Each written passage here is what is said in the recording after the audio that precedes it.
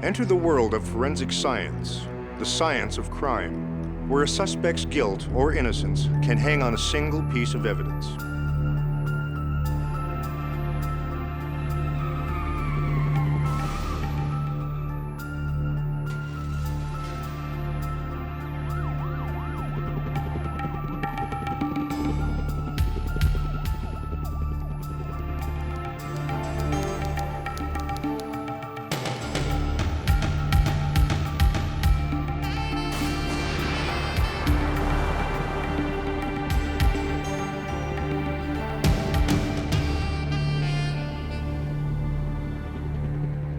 What you're about to see was one of the most complex homicide cases ever documented in Toronto. There was no eyewitness, no murder weapon, and only a mountain of circumstantial evidence that would have to be ferreted out, analyzed, and assembled. As to our Exhibit A, if I showed you, it would give it away.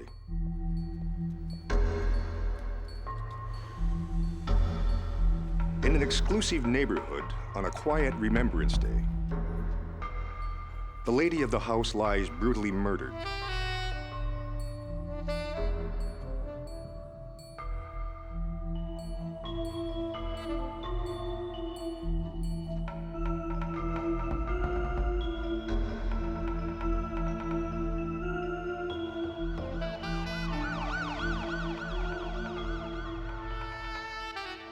The victim is Anna Lunt, 67.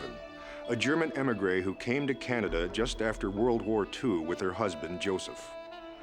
Shortly after their arrival, the couple was blessed with a daughter named Elsa. Elsa grew up and did postgraduate work in England, where she had met and married an engineer named William Appleton.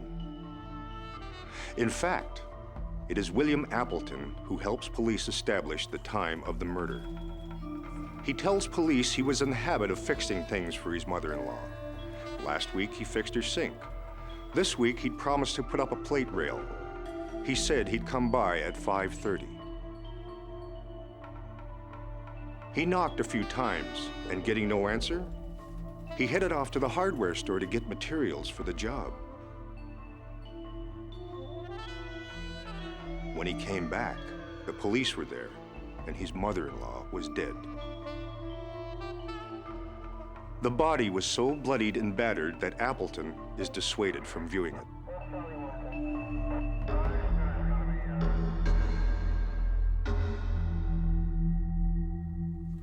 We pick up the story with the investigators.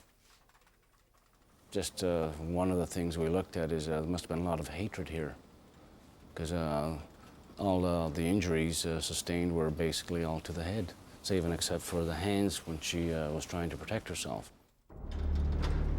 As with all suspected homicides, the body is sent to the coroner's office to be autopsied. A pathologist determines Anna has been struck at least 65 times, mostly around the head and face. But a routine X-ray of Anna's skull reveals something startling. Bullet wounds. Exhibit A, bullets recovered from the body. These are what actually killed Anna Lunt. The reason the bullets hadn't been detected in the first place is that the killer had purposely beaten the victim around the bullet wounds. Why? To hide the fact that she'd been shot at all, because bullets can be traced. To understand how bullets can be traced, you need to know that commercial manufacturers cut spiral grooves into the inside of the barrel to stabilize the bullet, like a well-thrown football.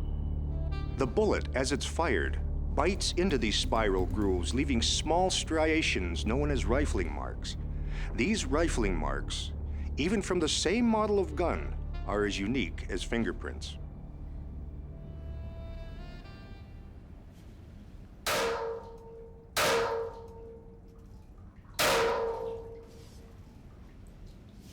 The reason a water tank is often used is that water doesn't affect rifling marks. And there's 3. So what I'd normally do is I would take my suspect projectile and I would examine it. I'd go all around the circumference of it, looking for gross marks. Then I would put my test projectile that I recovered from a suspect firearm on the right-hand stage, matched them up. First thing I'd look and I'd say, yes, the land and groove impressions are similar in size. They turn the same way and they're an equal amount. There's 5 on the suspect projectile, there's 5 on my test. Sam examines the bullets that killed Anna Lunt and finds, well, see for yourself. They were badly damaged, but when I examined them microscopically, there did not appear to be any rifling. No striations, no rifling marks. Wait a minute, I thought that was impossible.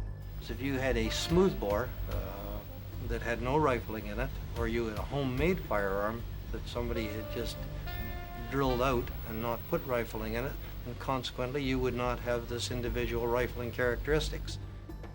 The people who make homemade guns don't go to the trouble of rifling the barrels. Therefore, no rifling marks and no way to identify the bullet. The murder had been extremely clever. So much for Exhibit A. With firearms stymied, the investigation shifted to other branches of forensic science. At most homicides, there is blood, an overwhelming amount of blood. Blood on the victim, blood from the victim, and blood on any discarded weapon. By studying the blood-stain pattern, a forensic biologist can determine the attack site, the likely position of the assailant, and the victim, as well as where the victim was beaten, shot, dragged, and the force and number of blows. The task of deciphering this gruesome hieroglyphic falls to Jonathan Newman, an expert in blood splatterings. It was quite clearly a very violent and sort of sustained assault on the victim. There was a lot of spattered blood.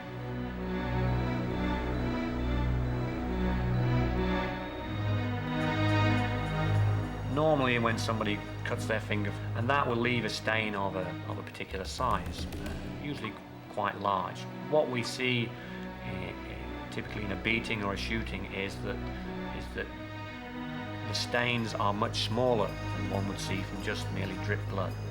And that is because there has been a force or an impact applied to the wound, which has caused the blood to be broken up into relatively small droplets. So the general principle is that the greater the amount of force applied, the smaller the droplets that are produced. So there were some marks which were described as being smears, characteristic of movement through wet blood. So we'll just take a tissue paper and we'll make a smear.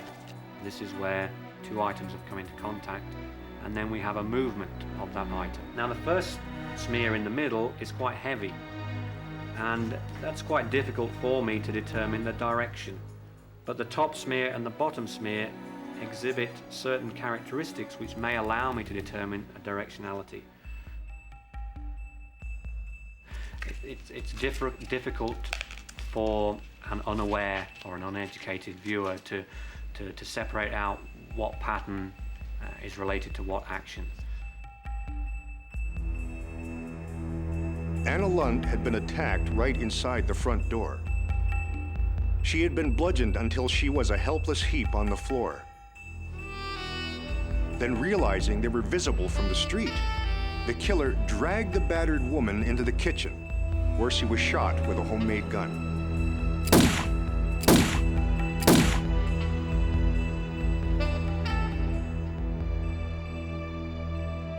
But how had the killer gotten into the house?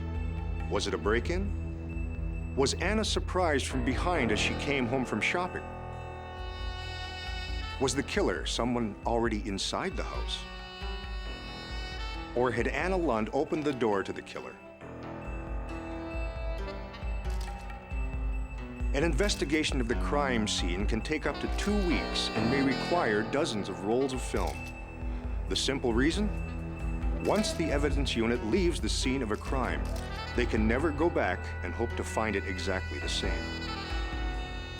So the photo ident unit shoots first and asks questions later. You have little pieces of a puzzle, and you start gathering all these little pieces of that puzzle.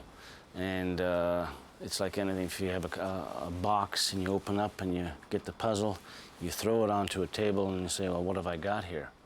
Well, you have to start looking at every piece to see what it means and put it together. And by the time you put it together, you're going to get a picture. And that picture will tell you a story. And that's exactly what happened here. Each piece by itself may not mean much, but combine the hundreds of pieces and a picture emerges. Police brought Joseph Lunt in to question him about some photos. The front door showed no signs of a break-in. Mr. Lunt described his wife as a creature of habit. For instance, his wife was fanatical about answering the door for anyone she wasn't expecting, even close relatives. This pretty much ruled out the fact that she might have opened the door to the murderer. Anna was also a stickler about her rugs. She always took off her shoes as soon as she came into the house and put on her slippers. So the fact that she was found wearing her slippers pretty much ruled out that someone had followed her home and pushed their way in. There was also a new roll of paper towels on the counter. Because of her experience in the war, Anna Lunt was extremely frugal. She would have never opened up a new roll as long as the existing one wasn't totally used up. This suggests that the killer had unwrapped the roll of towels. Anna Lunt kept her paper towels under the sink.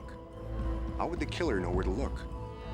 The week before, William Appleton had fixed his mother-in-law's sink.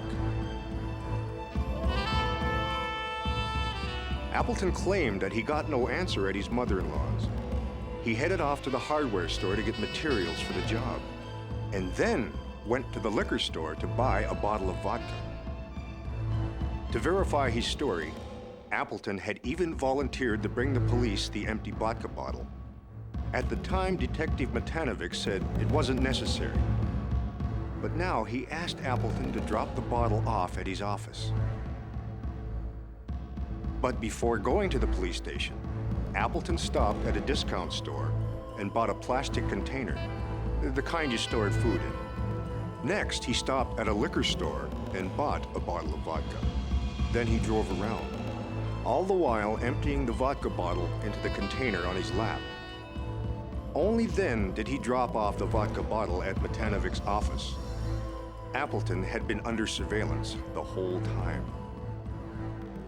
Friday the 13th came to haunt him.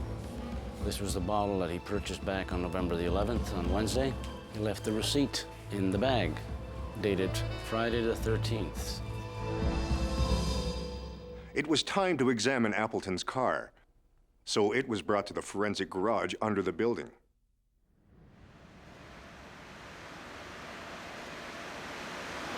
In Appleton's car, we found a small amount of blood staining and some small tissue fragments in the area of the driver's door. In addition, in this case, there was some blood staining found in the trunk of the car. And that staining was in the area of the trunk opening, right near the edge. When they tested the blood, it belonged to Anna Lunt. When the police bring Appleton in again for questioning, again he changes his story. Now he tells police that when he came by to put up the shelves at 5:30, the door was open. He entered and called out, then he heard moaning. He tried to save her. His first thought was to call the police, but then he panicked. Afraid police might think he was somehow implicated in his mother-in-law's murder. So he left, stashed his blood-stained clothes in the trunk of the car, and bought a new pair of jeans. When he came back to the house, the police were already there. Appleton's story that he panicked is what's known as reasonable explanation. It would explain away all the evidence against Appleton, the vodka bottle, the blood in his car, and his running away from the scene. But was he telling the truth? And what about these? Was it conceivable that he hated his mother-in-law enough to beat her to a pulp and shoot her point blank in the face with a homemade gun?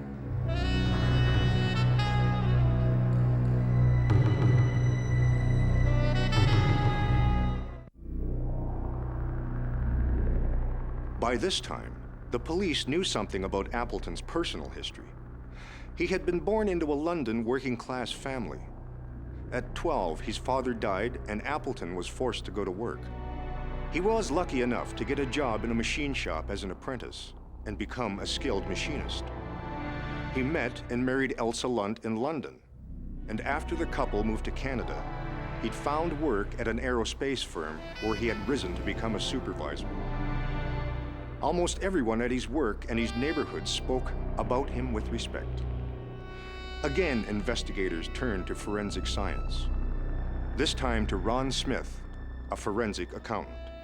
The forensic accountant is just one more witness who assists the court in determining whether or not the accused is innocent or guilty. Smith established that despite earning good money as a supervisor at the aerospace firm, Appleton's financial position had been deteriorating over time.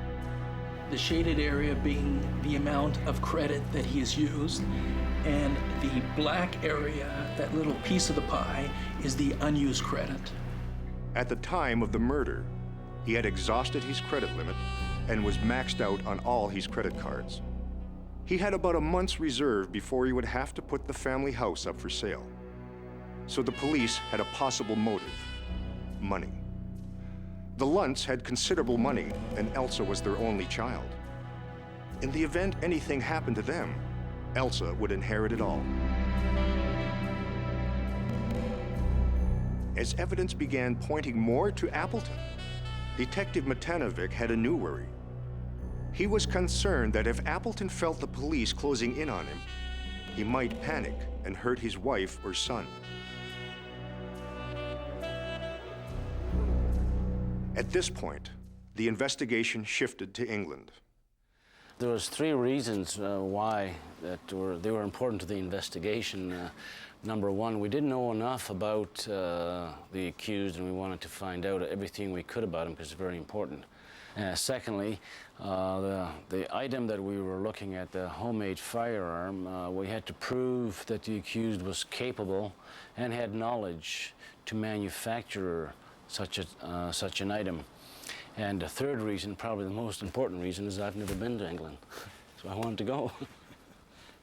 Working in tandem with Scotland Yard, Matanovic discovered two important facts. Appleton's first wife had died under mysterious circumstances. And as a lad, Appleton had apprenticed a machinist who had taught him how to build firearms. Meanwhile, detectives checked out Appleton's workstation.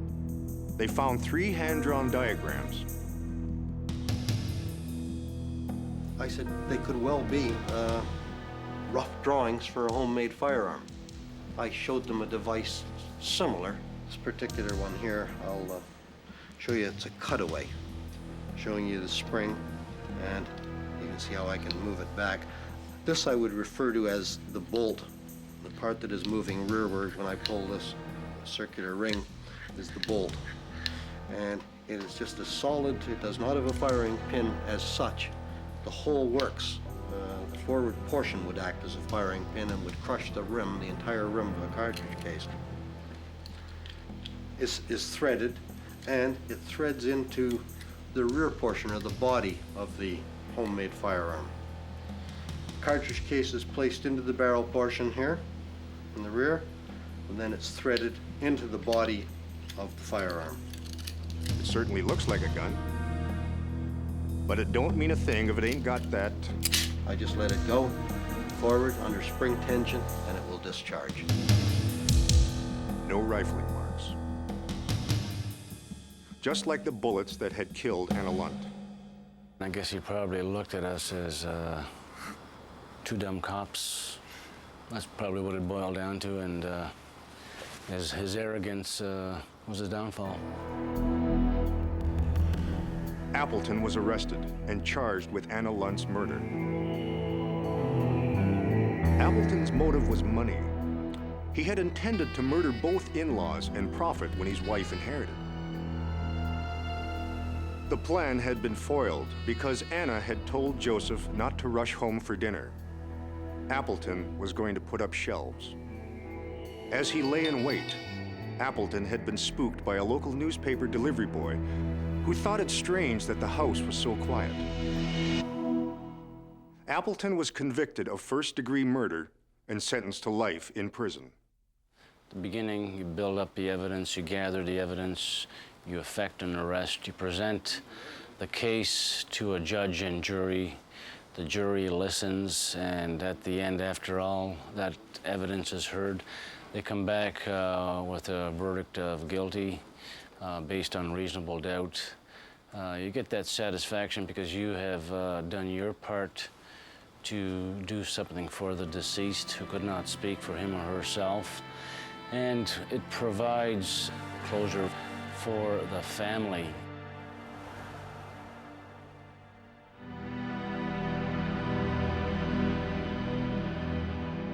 At the trial, the judge commended the whole investigative team, saying that if the police and forensic scientists had missed the significance of a few early clues, Anna Lunt's murder would have remained unsolved and her killer would have gone free.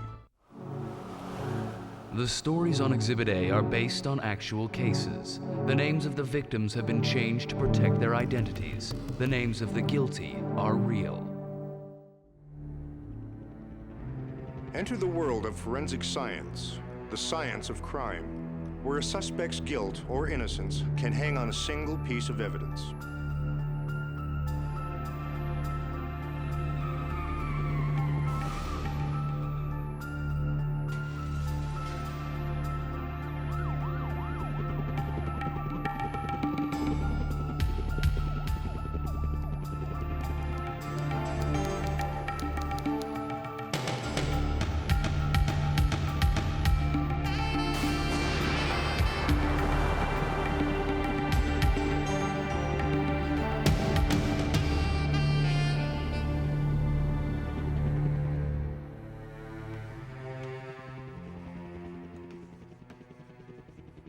What does handwriting say about us? Is our handwriting as unique as fingerprints? Our first Exhibit A? This is all I can show you for now. Her name was Debbie. She was 30, a divorcee and ex-model with a memorable giggle. His name was Jeff. He was 26, a young Turk who'd quit school in the 8th grade and was now pulling down 150 G's. It was the best of times. They both liked to powder their nose from the inside.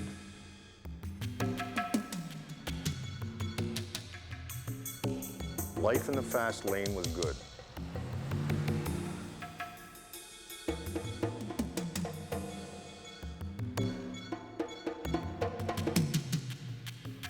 She worked in accounting.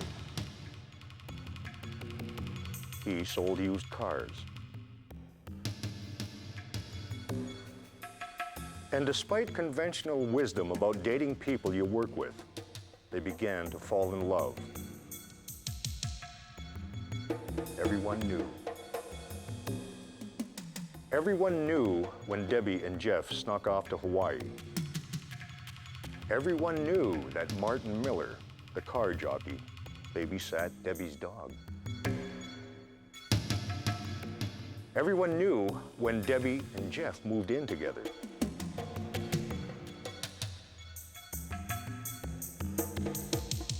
Everyone knew when their relationship hit a speed bump.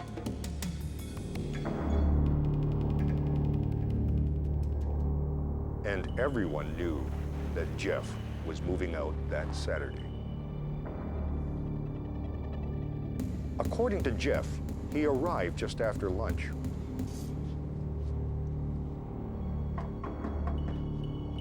Nothing prepares him for what's inside.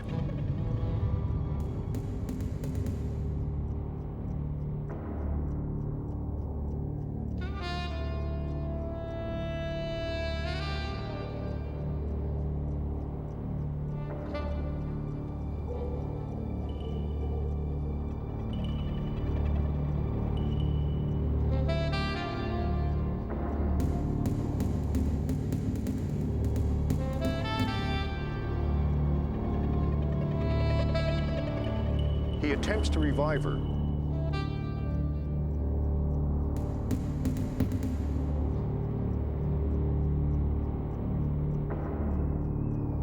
As he waits for police, he gets another shock.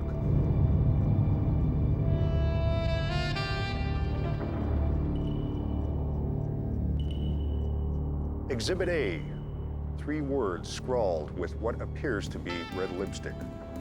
Who wrote them and why? Bob Strafty, the detective who headed the investigation, picks up the story. We don't know what we're dealing with. We don't know the cause of death. A few things we do know. The door was locked, and the door had not been forced open. Now, if that be the case, why would there appear to be a robbery? Why would this place be in a state of disarray? A lot of things didn't make sense initially. And then you start to examine more closely, and this disarray of the apartment, my partner and I reached the decision that this was staged. This wasn't a break-in or a robbery or a theft, but the apartment, it was our opinion the apartment was made to look that way. The kitchen table suggests Debbie may have been in the midst of doing laundry. In fact, police find 3 machines full of wet clothes in the downstairs laundry room. But dominating their investigation is the mirror. That at every homicide scene, the killer leaves something or the killer takes something away. And it was very true in this case. Can you use either of those parameters to help you lead you to the perpetrator? In this case, the killer had left a message on the mirror. Can we interpret that writing and apply that to a suspect? An ident officer finds a tube of lipstick that may have been used on the mirror. It'll be tested for color and dusted for fingerprints. The bedroom is combed for clues.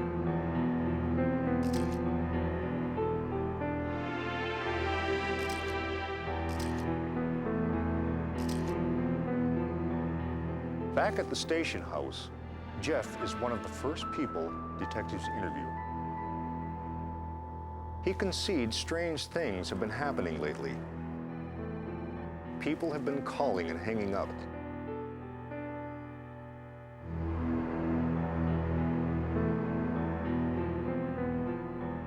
An Officer Hanson called the rental office and warned them not to lease an apartment to Jeff because he was a drug user. Jeff called the police. There is no Officer Hanson. Even though Debbie was with him for some of those times, he suspects she was behind it all. And that was one of the reasons he wanted to break up. Detectives ask how she had taken the breakup. Miserable, Jeff admits. The week before, she asked him if taking 8 sleeping pills was enough to kill herself. Another time, she told him if he left, she'd commit suicide. Maybe that's why she suddenly gave away her beloved dog to her mother just yesterday. Surely the police weren't thinking it was murder. He was concerned, he said, because of the mirror. The phrase, "Jeff, you're next," sounded like something Debbie would write. At least that's what he wanted to believe, because it was less scary. Had the dead woman written the message, then killed herself? To find out, we have to look into Exhibit A.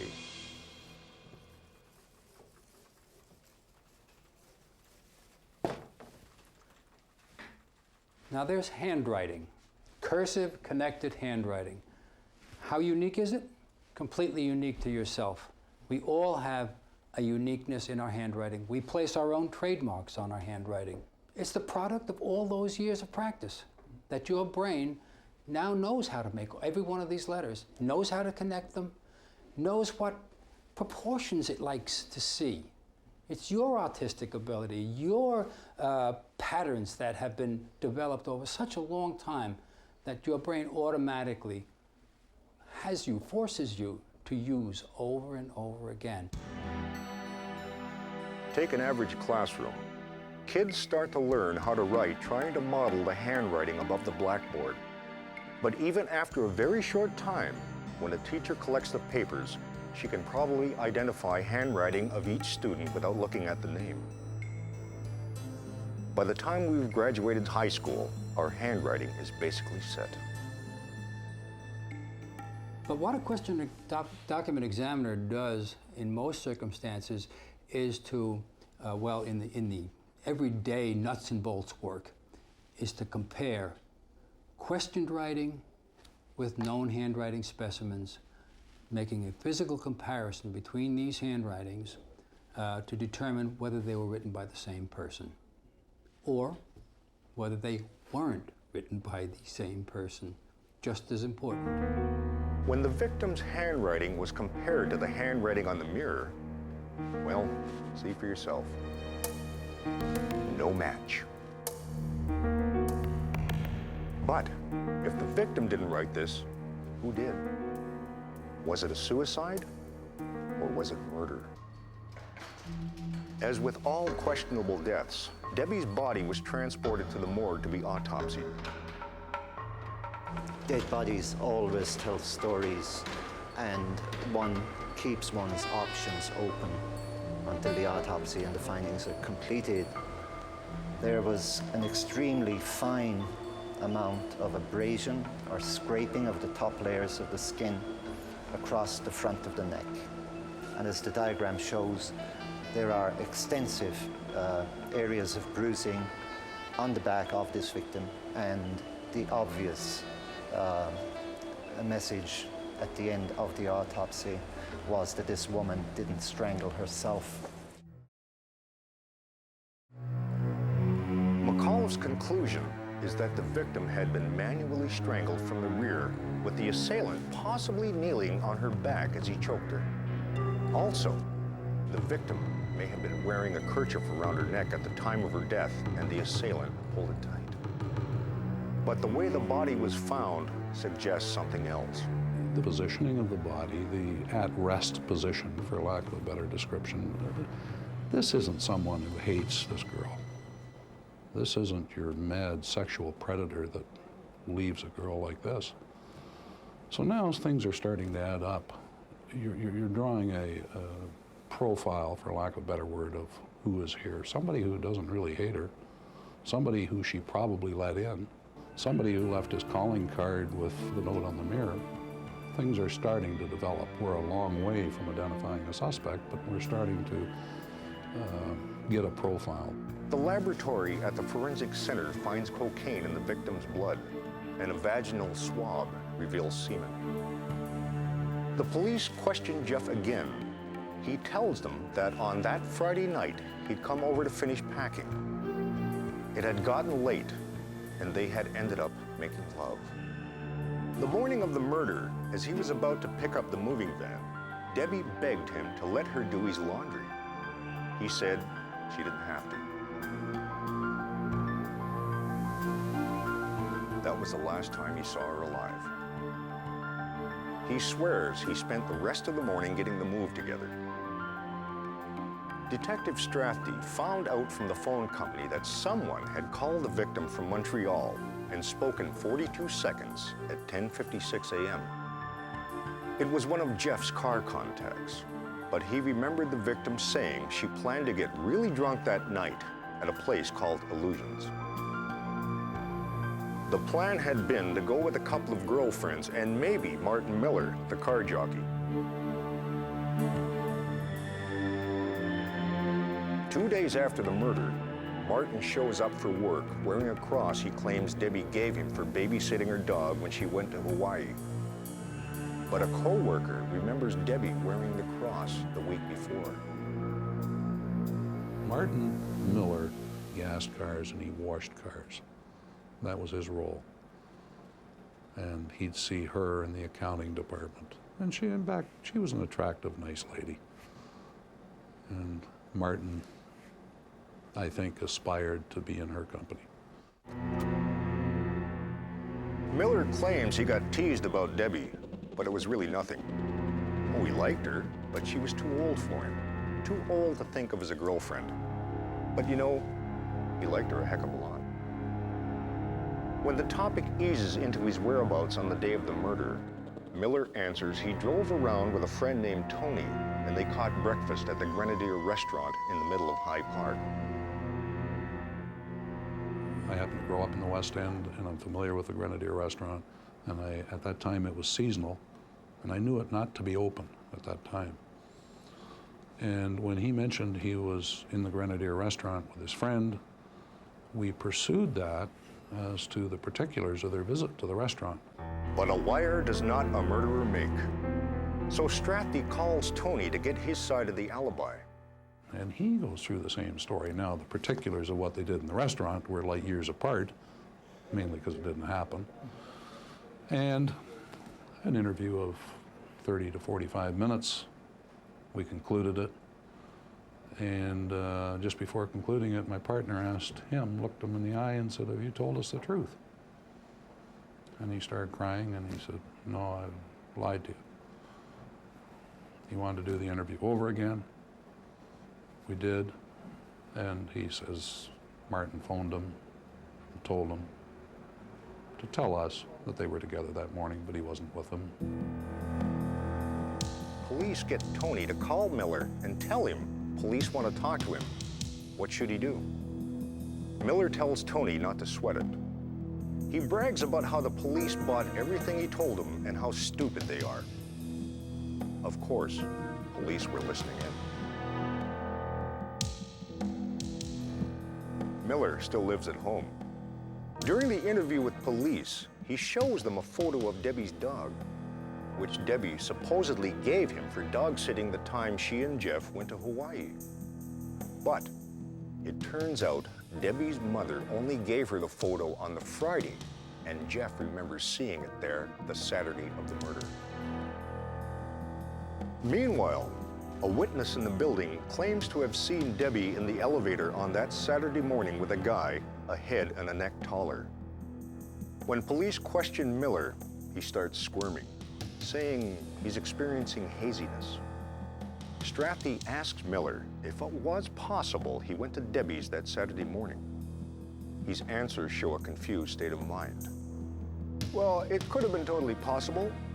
Well, just to let myself to, okay, I can't get a hold of her. I'll go and see if they're there.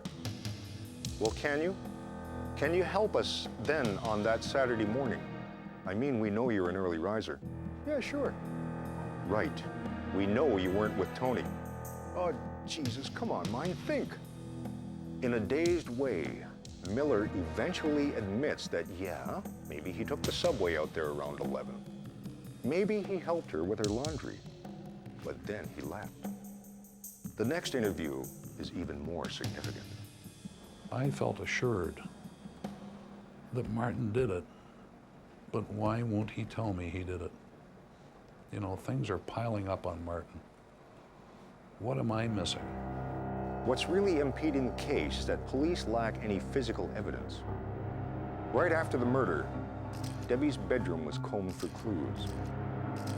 A forensic ident officer had found palm prints on the wall at the head of the bed and lifted a right thumb print and a full right hand off the mirror.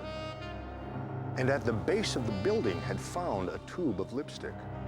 The laser examination failed to detect any prints on the lipstick tube, and in regards to the mirror and the wall in the apartment, there were no identifiable fingerprints belonging to the victim, Jeff or Martin Miller. The investigation seemed to be moving 2 steps forward, 1 step back. Given the lack of fingerprints and other evidence, police were thrust back on the mirror, the only piece of physical evidence that could put the suspect in the wrong place at the right time. There's a natural quality to those writings. They don't have the stilted appearance of a disguised writing. Let's face it, if you or I were the murderer and wrote a message on a mirror, I think I'd use my weak hand, or I would do something. I'd write it upside down. I don't know, but I would hope that no one would ever be able to figure out who did it. But apparently the person who wrote on this mirror didn't take that into consideration. And I guess foremost in his mind was the message. I've got to get this message across. And he wrote it in his normal hand. In this case, police suspected the writer's circumstance was standing, writing in lipstick in big print on a smooth surface, having just killed someone. In particular, I was very much impressed or interested in this lowercase e in the word next. That e has a piece missing. Now, I would be really interested to find that same pattern in the letter E in the known specimens from this subject. If that existed, I would think that would be quite a telling and weighty factor. The problem was that the known samples of Martin Miller's printing were in ballpoint pen. Hard to compare with 3 words in lipstick. So Strathdee has an idea. He called Miller's boss and asked him to get Miller to use a felt marker to make up some large signs for used cars. Well, let's take a look at some of the writings that were presented to me as the known writings of the suspect in this case. Here's the word seat. Notice the top of the E in the word seat. It's missing its top. Here's an E in the word divided. The top is missing. Again, very obvious here that we have a 2-stroke R, the same exact situation as what is on the mirror. The O, with its joining at about 1 o'clock, and to a lesser degree, the U with the long tail. I believe with about 12 letters like this, the likelihood of someone else performing these motions would be about 1 in 250 million.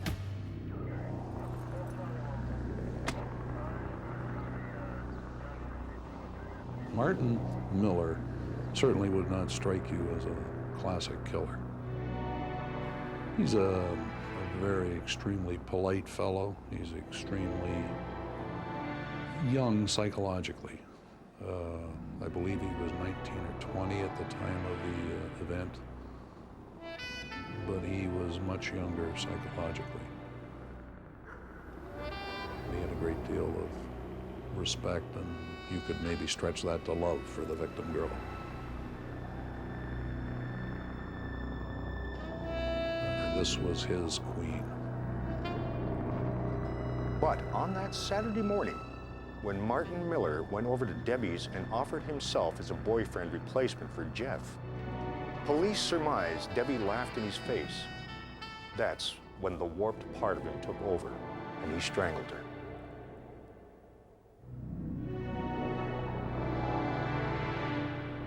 Due to a legal technicality, Miller's lawyer was able to plea bargain the sentence down to manslaughter.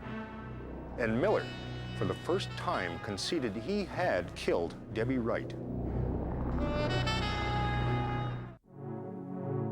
The stories on Exhibit A are based on actual cases. The names of the victims have been changed to protect their identities. The names of the guilty are real. Enter the world of forensic science, the science of crime, where a suspect's guilt or innocence can hang on a single piece of evidence.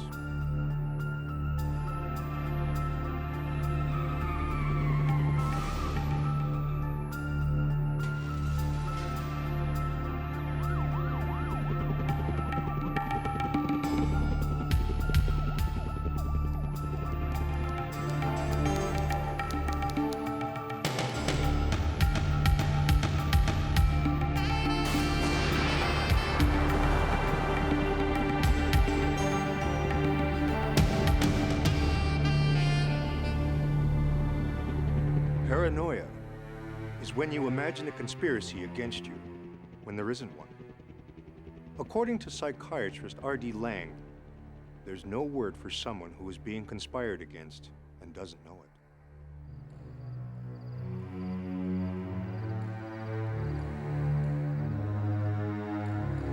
it. She thought it was a dream. Even when she couldn't find her camera the next day, she didn't give it a second thought.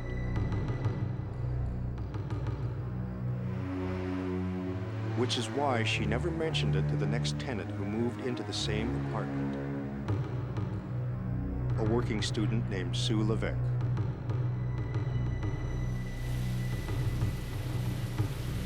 So weeks later, when Sue Levesque is taking a shower and the shower curtain suddenly sucks in on her as if someone had opened the front door, she shrugs it off as just her imagination.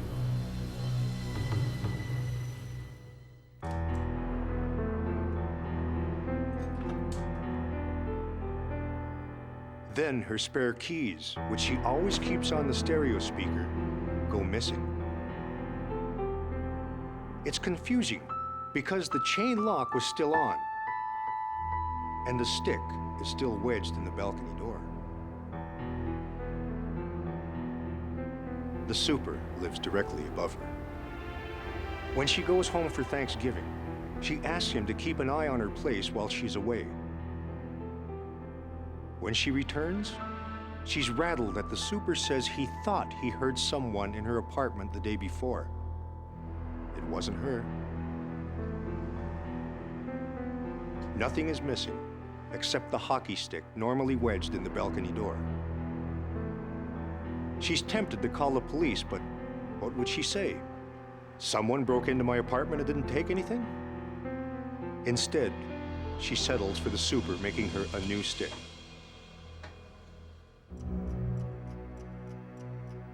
That night, she can't sleep trying to figure out what to do. The next morning, she puts a jar outside the door. If it's moved, she'll know someone was in her apartment. Then she sets off for work.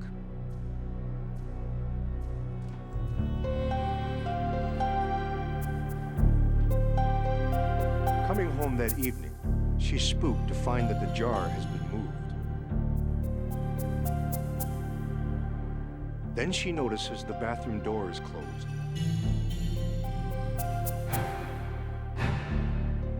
Living alone, she never closes it.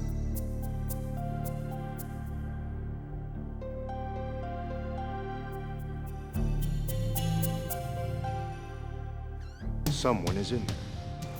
Someone she doesn't know. And they're dead.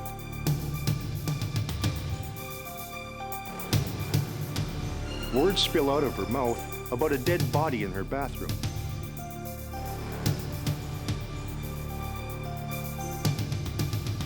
He tells her the victim is a teenage girl who babysits the super's son. He calls 911. It seems only seconds before the police and the ambulance arrive. Sue hears the commotion. She hears someone shouting something about resuscitation. Then she hears the victim's mother.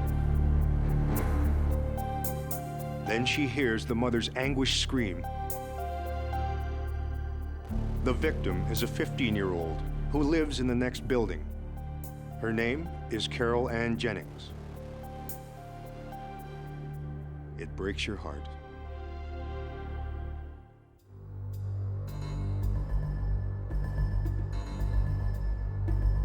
After the emergency crews leave, the ident unit goes in. The first thing they do is collect short-lived evidence, any evidence that might be subject to changes in weather or might easily be contaminated. A soil sample just inside the door. A footprint on the balcony.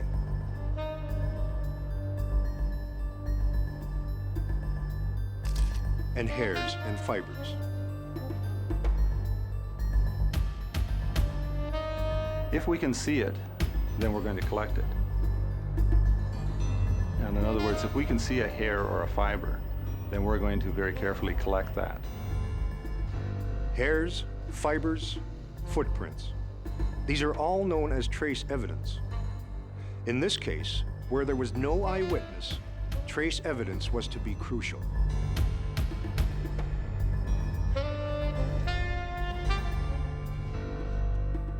The ident unit will examine the footprints. The hairs and fibers will be sent to the forensics expert at the Center of Forensic Sciences.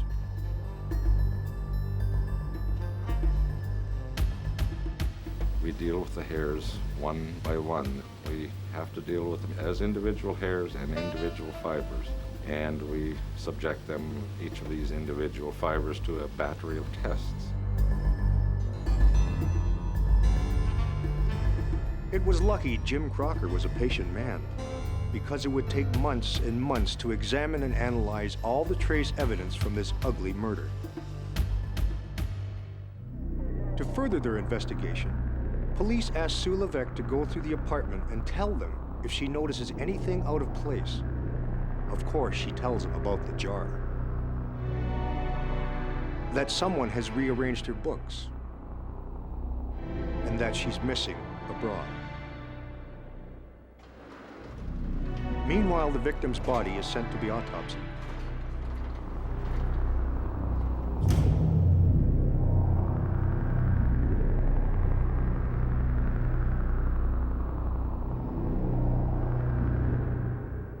External examination of the body showed a ligature mark across the front of the neck and mainly to the right-hand side of the neck, but crossing the midline to the left. In this particular case, the ligature was a brassiere. In association with the ligature mark, there were multiple areas of abrasion, meaning scraping of the top layers of skin. And it's not unusual in cases such as this that the victim will cause injury to the skin in an attempt to get the hands or the ligature off the neck.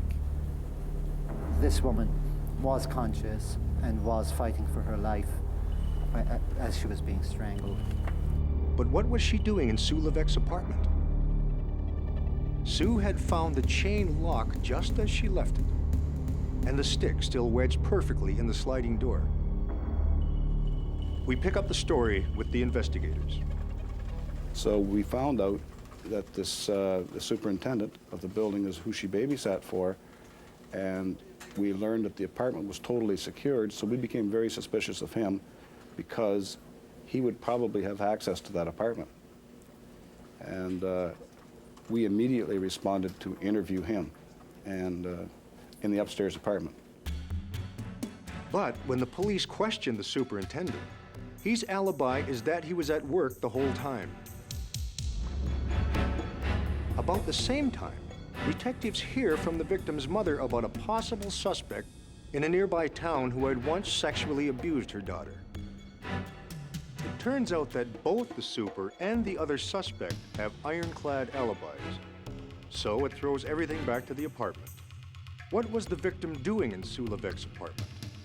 And how come both doors were still locked? The answer was to be found in these traces of paranoia. Exhibit A, hairs and fibers. Investigators questioned Sue Levesque again, this time about anything unusual that may have happened the day of the murder.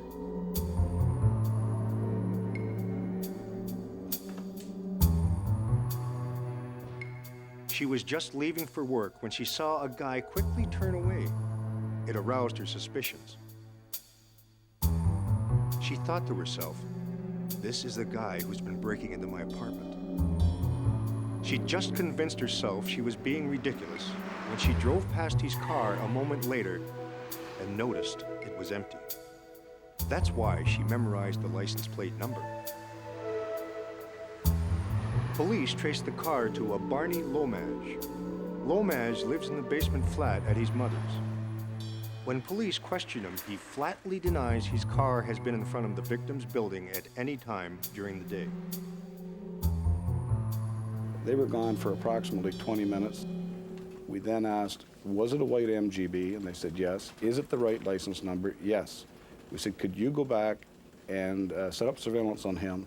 We wanted to keep track of him. We wanted to know what his whereabouts were at all times. We wanted to see where he was going to lead us to. We knew nothing about Barney Lage other than the information that Sue Levesque had given us. Police hustled back just in time to catch Lage doing something suspicious. I went to the manhole, looked down it with my flashlight, and I could see a knife lying in the bottom. The manhole cover was removed. I climbed down inside, photographed it, and collected the knife from the sewer. The curious thing about this particular knife is that it's a bread and butter knife. So when we collected it, we really didn't know what it was, how it was connected to the scene at that particular time. Why was he ditching a butter knife? The victim hadn't been stabbed. The ident unit was baffled. Meanwhile, detectives get a break. We then went back in and commenced interviewing the superintendent again. And I can recall saying to him, by the way, do you know Barney Lage? And he said, no, I don't. And then he thought for a minute, and he said, Barney, just a minute. And he went out to, I believe, his kitchen area, and he got his record book. And he says, yeah, here he is right here, Barney Lage. He used to live here. And we said, oh, that's interesting. Where did he live? And he said, in the apartment where the murder occurred. When questioned by police, Lage swears he spent the day filling out applications at an employment office 30 kilometers away. He gives officers the name of the woman he dealt with. Police drive the route 5 totally different ways to see if it's possible to fill out the application and still have time to commit the murder. It is. So all these pieces were fitting together. Barney Lage is now their strongest suspect. Police scrutinize his every move. And now he's going into a bush riding with 2 other young females on horses. So we kept close surveillance, as close as we could on him. We were concerned that, oh, we're going to be in trouble if they don't come out of that bush all intact. As soon as he came out of that stable, he got in his car and left. He went a very short distance down the road, and we asked our surveillance team to do a rolling stop with him. Bob and I approached the car, and he was immediately arrested for first-degree murder. But when detectives meet with the chief prosecutor, he's concerned that their evidence on Barney Lage is woefully thin.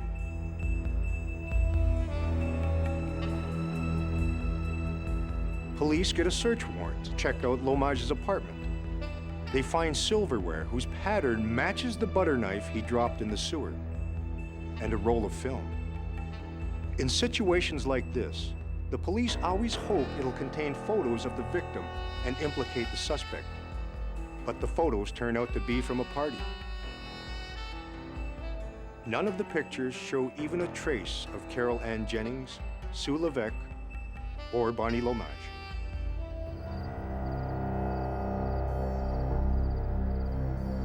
When police interview the tenant who lived in the apartment before Sue Levesque, she recalls her strange dream and her missing camera.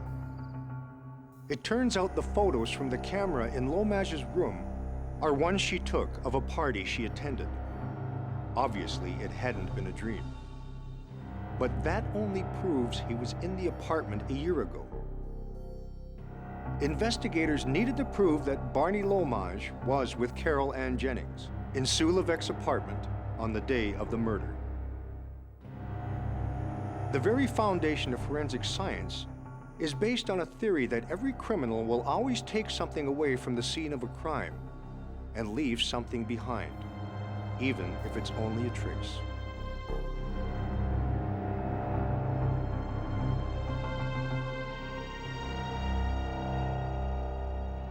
The fingerprints that were useful for us in this investigation were the fingerprints of our deceased on the textbooks that were in the bedroom. Investigators theorize that the victim must have seized the books as the only possible weapon to defend herself against her attacker. And we also dusted a part of the balcony at this residence, the front balcony, and found a footprint. And that footprint, of course, was useful because that was later identified as being made by the shoe of our accused.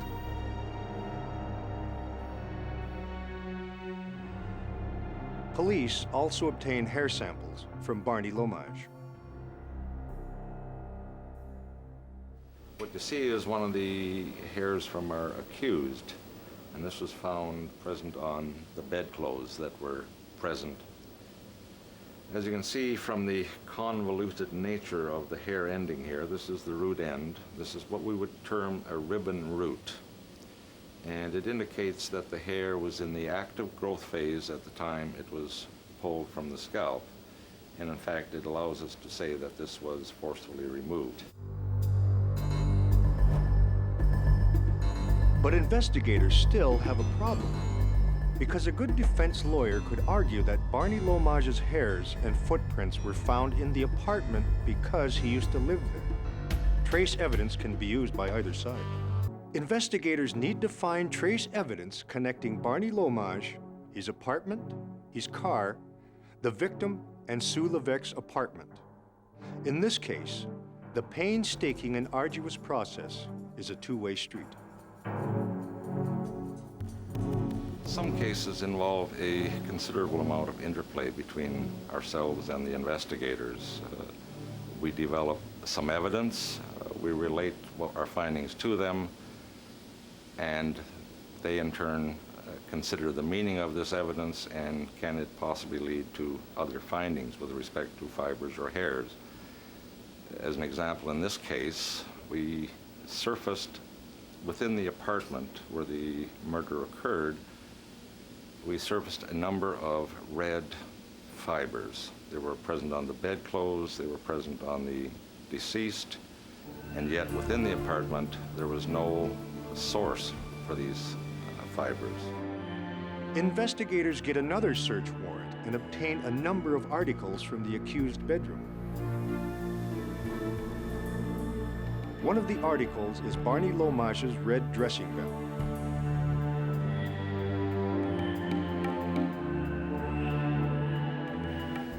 Once we had established or mounted some of these fibers from the dressing gown and started comparing them with the fibers that appeared at the scene, we were able to say that, yes, they are the same. But forensic investigators have a saying: you can never have too much evidence. As the trial date approaches, Jim Crocker produces a chart with more than 150 samples that identify various kinds of trace evidence: hair and numerous fibers from the murder scene, Lage's car, and his apartment. Police surmise Barney had been stalking Carol Ann. From his car, he could track her movements as she came down from babysitting in the super's apartment to go back home. On the morning in question, he waited till Sue Levesque had left for work and broke into her apartment. He replaced the jar where he thought it had been. Then he waited just inside the door until he heard Carol Ann in the hall.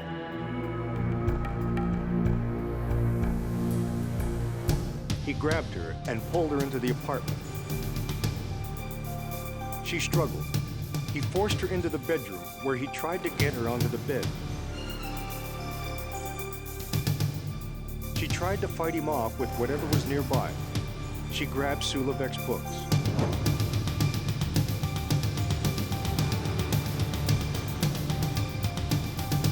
Finally, he forced her into the bathroom and strangled her with the bra. Then he straightened the books and was going to straighten the rest of the apartment when he heard a siren. He quickly relocked the front door and gently let the stick fall back into place.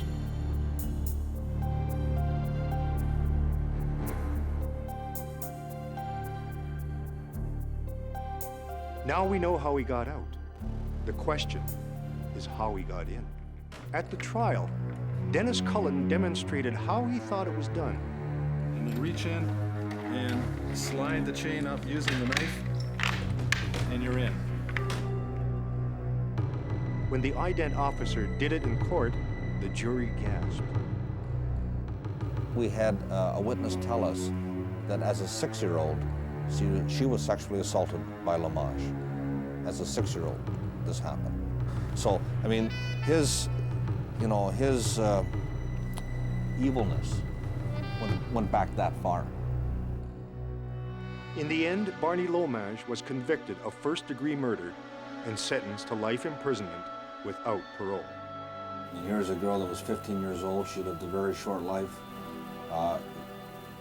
She was just an average teenager. If that doesn't motivate you to do your job well, then nothing will. And what about Sue Levesque, the young woman who had to wrestle with her own paranoia? She thought it unusual enough to write down the license number. Had she not done that, this case would have been much more difficult, if not unsolvable. She provided us with a ton of forensic evidence in this case because of the fact that she was able to point us in the right direction so quickly. And she was a witness of witnesses. She really was fantastic.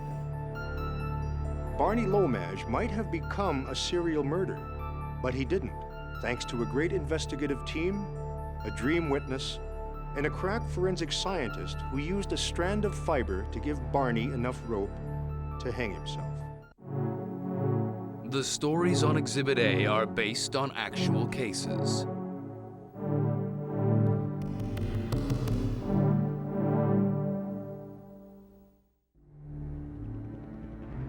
Enter the world of forensic science, the science of crime, where a suspect's guilt or innocence can hang on a single piece of evidence.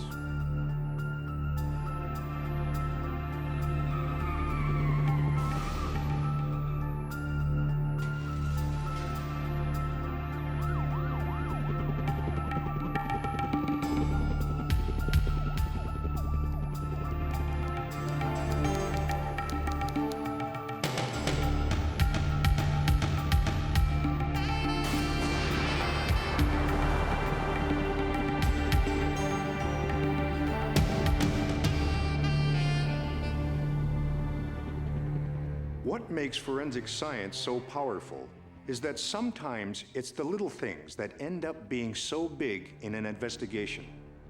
These are the cases that stay etched into scientists' memory and documented in their scrapbook.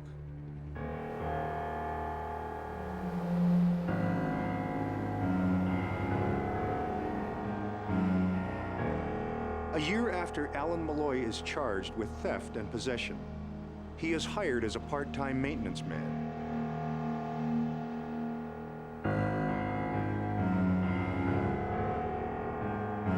A week later, he's found by the safe in the administration office and fired by the head caretaker.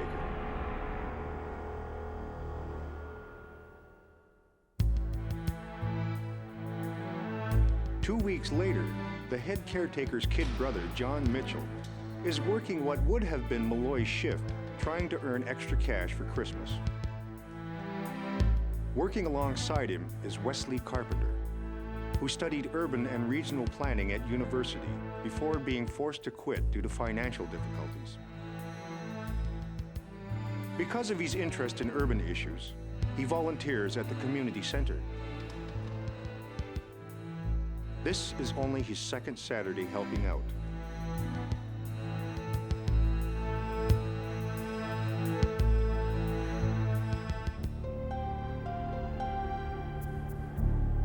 Bernie Eves, a caretaker at the center, arrives for his evening shift. He looks for John and Wesley, but can't find them anywhere. In the executive office, he finds John's coat.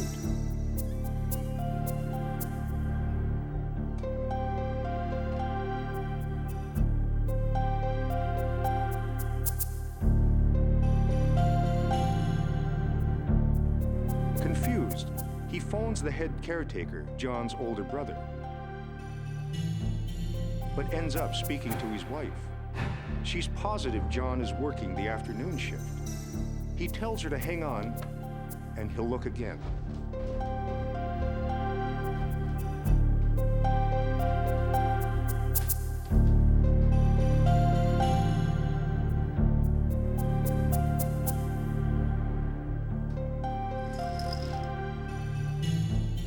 This time, in the boiler room, he finds John. There was so much blood, Eves later testifies that he flipped out. He went into shock and just wanted to get the hell out of there.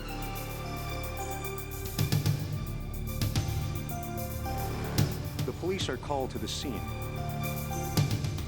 A purplish fluid from punctured air conditioning drums is oozing onto the floor and mixing with blood. John and Wesley are dead, and they'd been blasted with some kind of a weapon. We pick up the story with the investigating officer. When we first enter, we have this massive amount of blood. We have the purplish liquid on the floor, and I'm not close enough to the bodies at that point to tell that they have been shot.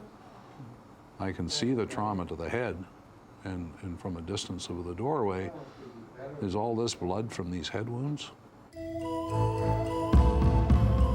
Eventually, we made our way to the bodies, and obviously up close and examined the bodies. You can see the gaping wounds on either side of the chest cavity, laterally, left and right. Both of them were shot the same way.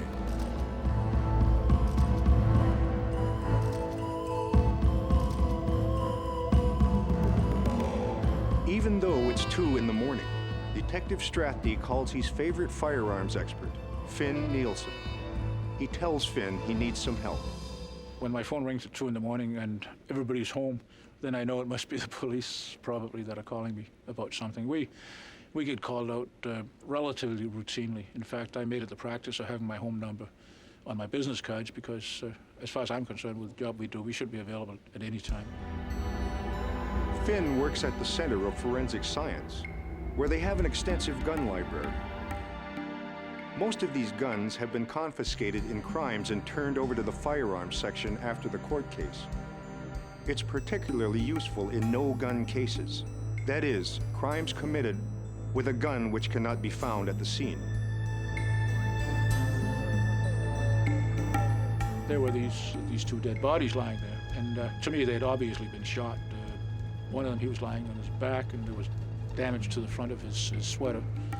And of course, he was lying in a huge pool of blood, so if he hadn't been shot, he'd been stabbed with something pretty heavy. I thought he'd been shot. And also, of course, I saw the cartridge cases lying on the floor, which, don't ask me why, but they hadn't picked up and taken with them, which was okay with me.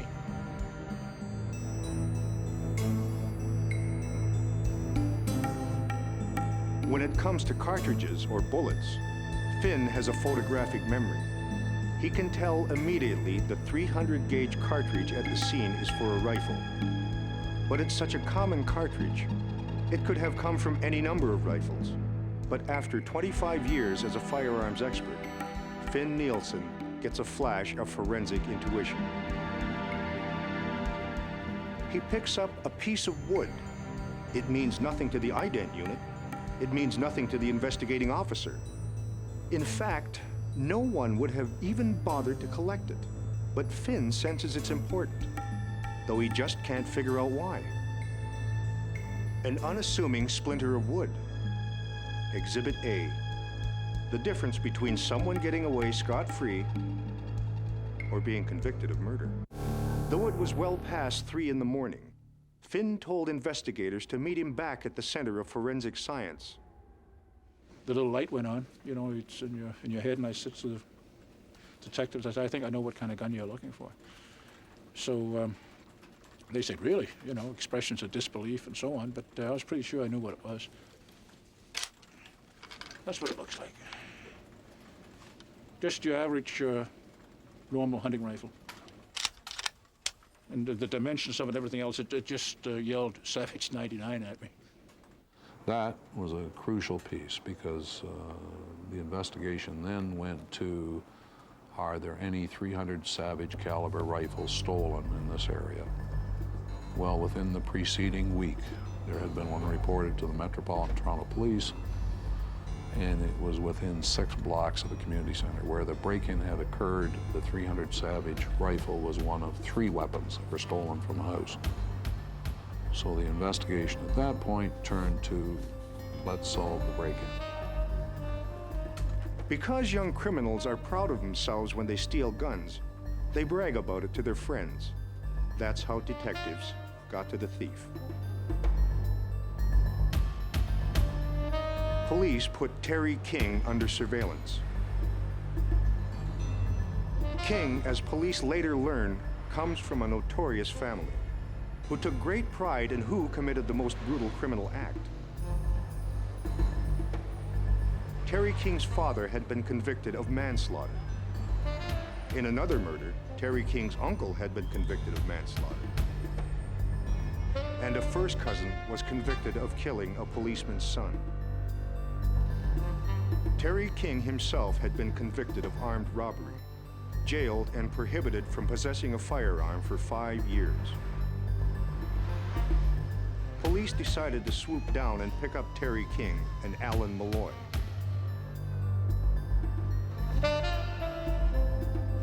The pair are questioned separately. When Terry King is confronted with what the police already know, he promises to lead them to the rifle if he is allowed to talk to his girlfriend first.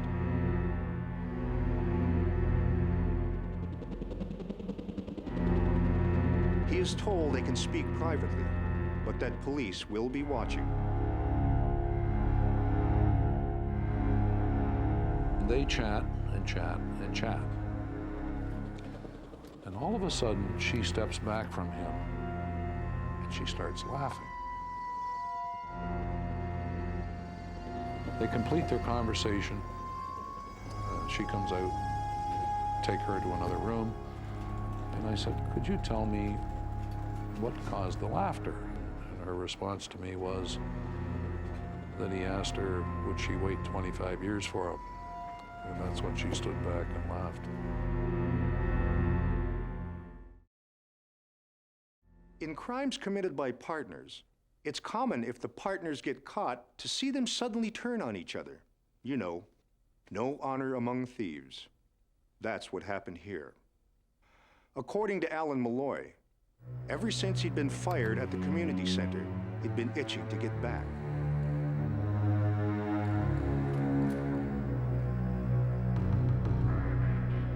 The plan was to tape a side door open and stash the tools so that he and Terry King could sneak back in later that afternoon.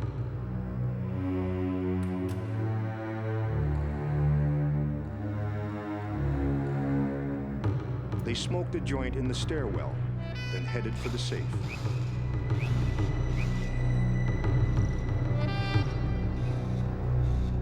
John instantly recognized Malloy and knew that he had been fired from the center and why. Wesley told the pair they weren't supposed to be there. According to Malloy, he didn't know about the gun and was scared about what King planned to do. King told him that he was just going to tie them up. Malloy said, let's get out of here, and King said, F off.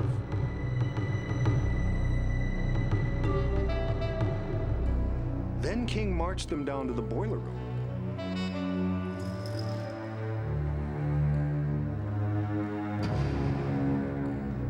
According to Malloy, he never went into the boiler room.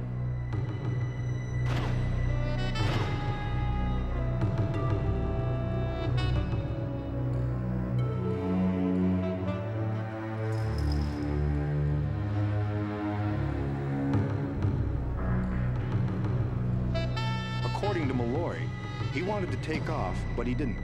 He was scared of King.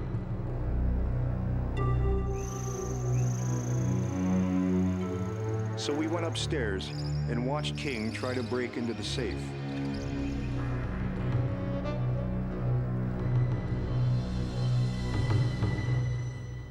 According to Terry King, yeah, they'd had robbery on their minds. They'd gone there in the afternoon. They'd smoked a joint, but it was Malloy who tried to break into the safe. He'd gotten scared when John recognized Malloy.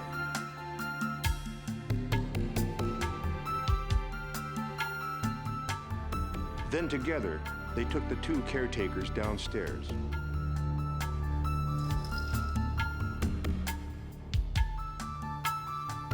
In King's version, Malloy didn't wait outside the boiler room at all.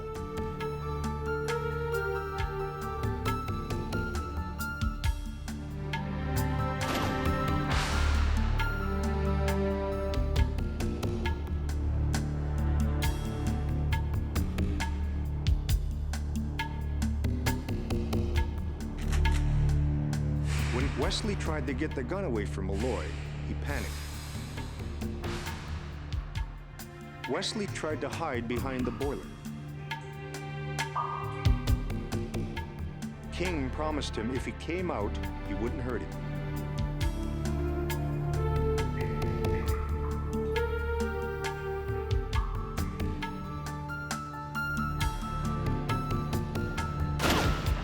According to King, Malloy heard heavy breathing coming from John and started to jump on the victim's head. According to King, Malloy was anxious to go back upstairs.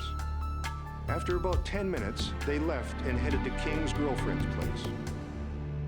Two different tales.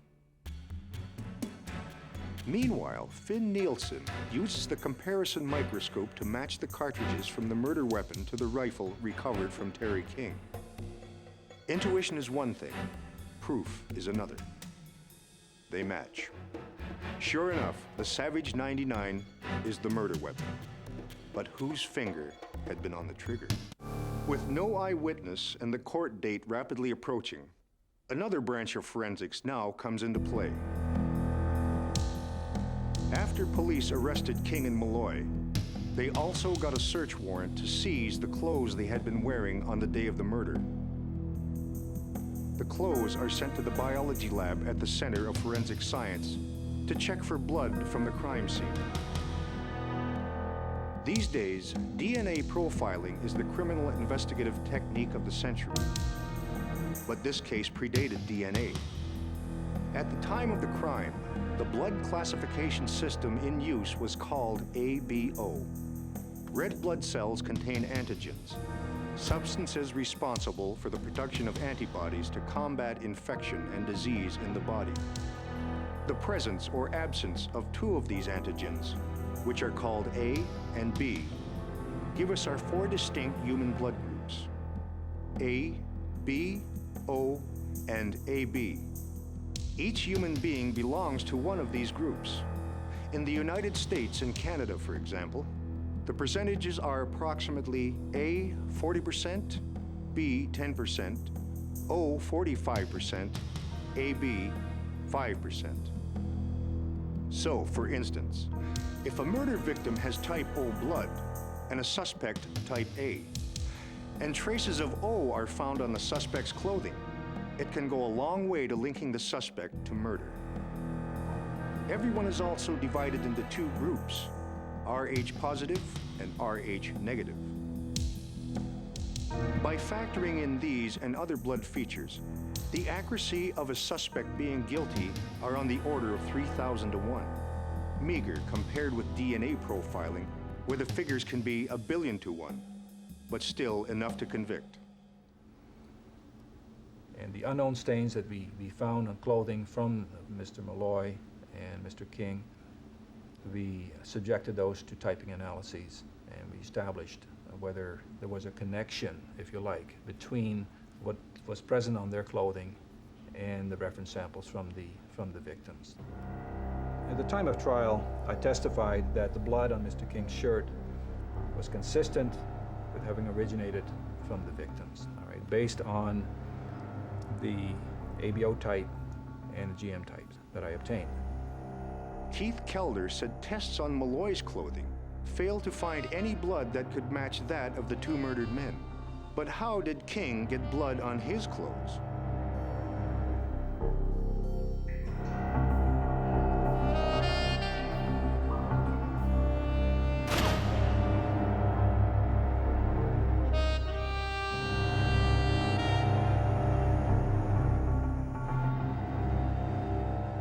And the piece of wood was a piece broken off right in here.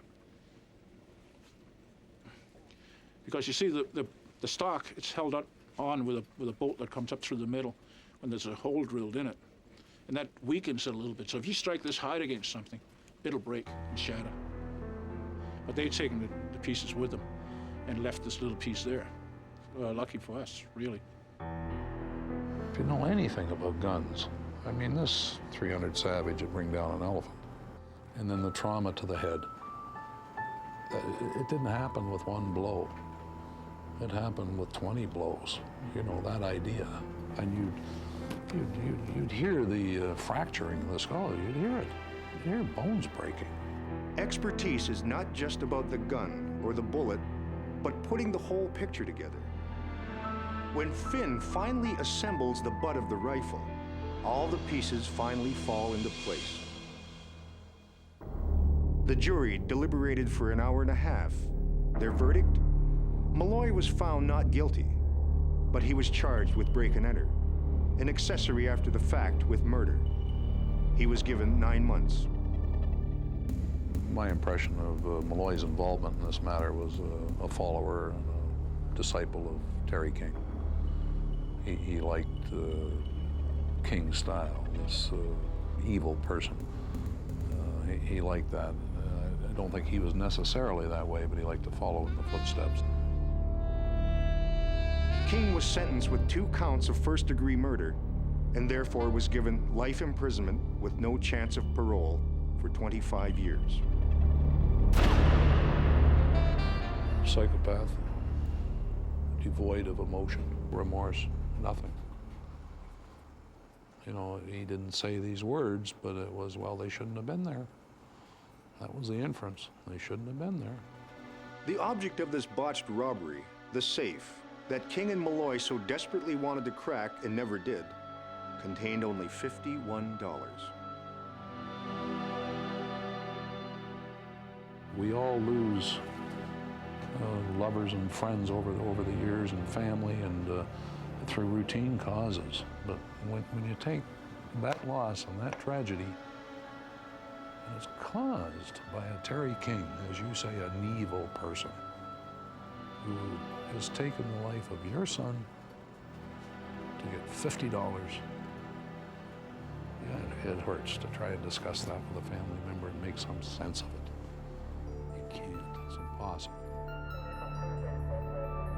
It gave Bob Strasty a lead where he didn't have one before, because you had 2 strangers who killed 2 strangers. And where do you start? You know, nobody dropped a wallet at the scene or anything else helpful like that, so it's pretty tough. Finn Nielsen was like Exhibit A, a splinter in the side of King and Malloy. The stories on Exhibit A are based on actual cases. The names of the victims have been changed to protect their identities. The names of the guilty are real. Enter the world of forensic science, the science of crime, where a suspect's guilt or innocence can hang on a single piece of evidence.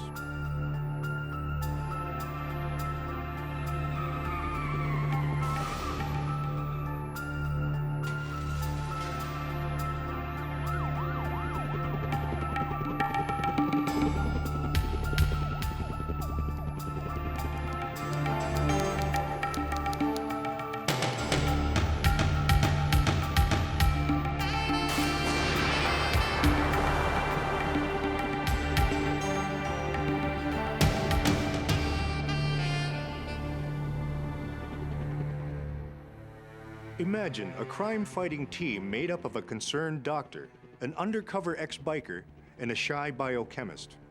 Yet this unlikely trio is what it would take to try and stop an accused murderer. Exhibit A, the DNA of a virus. It started with a love story.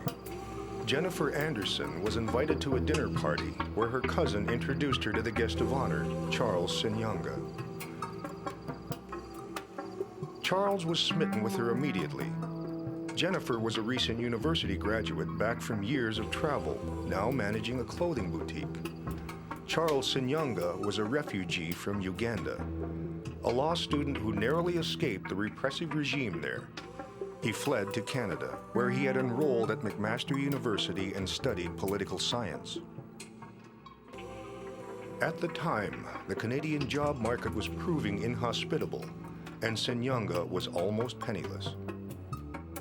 But Sanga was successful in another field. He could make himself irresistible to women. Though Jennifer Anderson was not given to casual sexual affairs, the day after she met Sanga, she went to bed with him. He did not wear a condom, but she was not concerned. She was taking the pill. AIDS only happened to gay men or IV drug users, so everyone thought. It was 1986. AIDS was still a relatively new disease. There was no cure.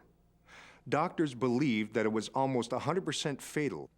The result was often hysteria. This was the spacesuit era, when nurses and doctors, even some clergy, wore gloves, masks, and gowns to approach anyone suspected of having AIDS. Over the next year, Jennifer's health was fine, except for rather frequent colds and flu. But Sanga was suffering from excruciating headaches.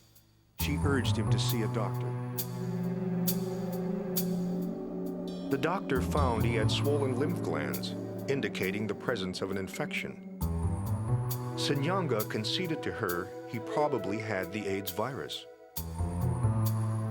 Before coming to Canada, he had had an affair with a prostitute who worked the university bars.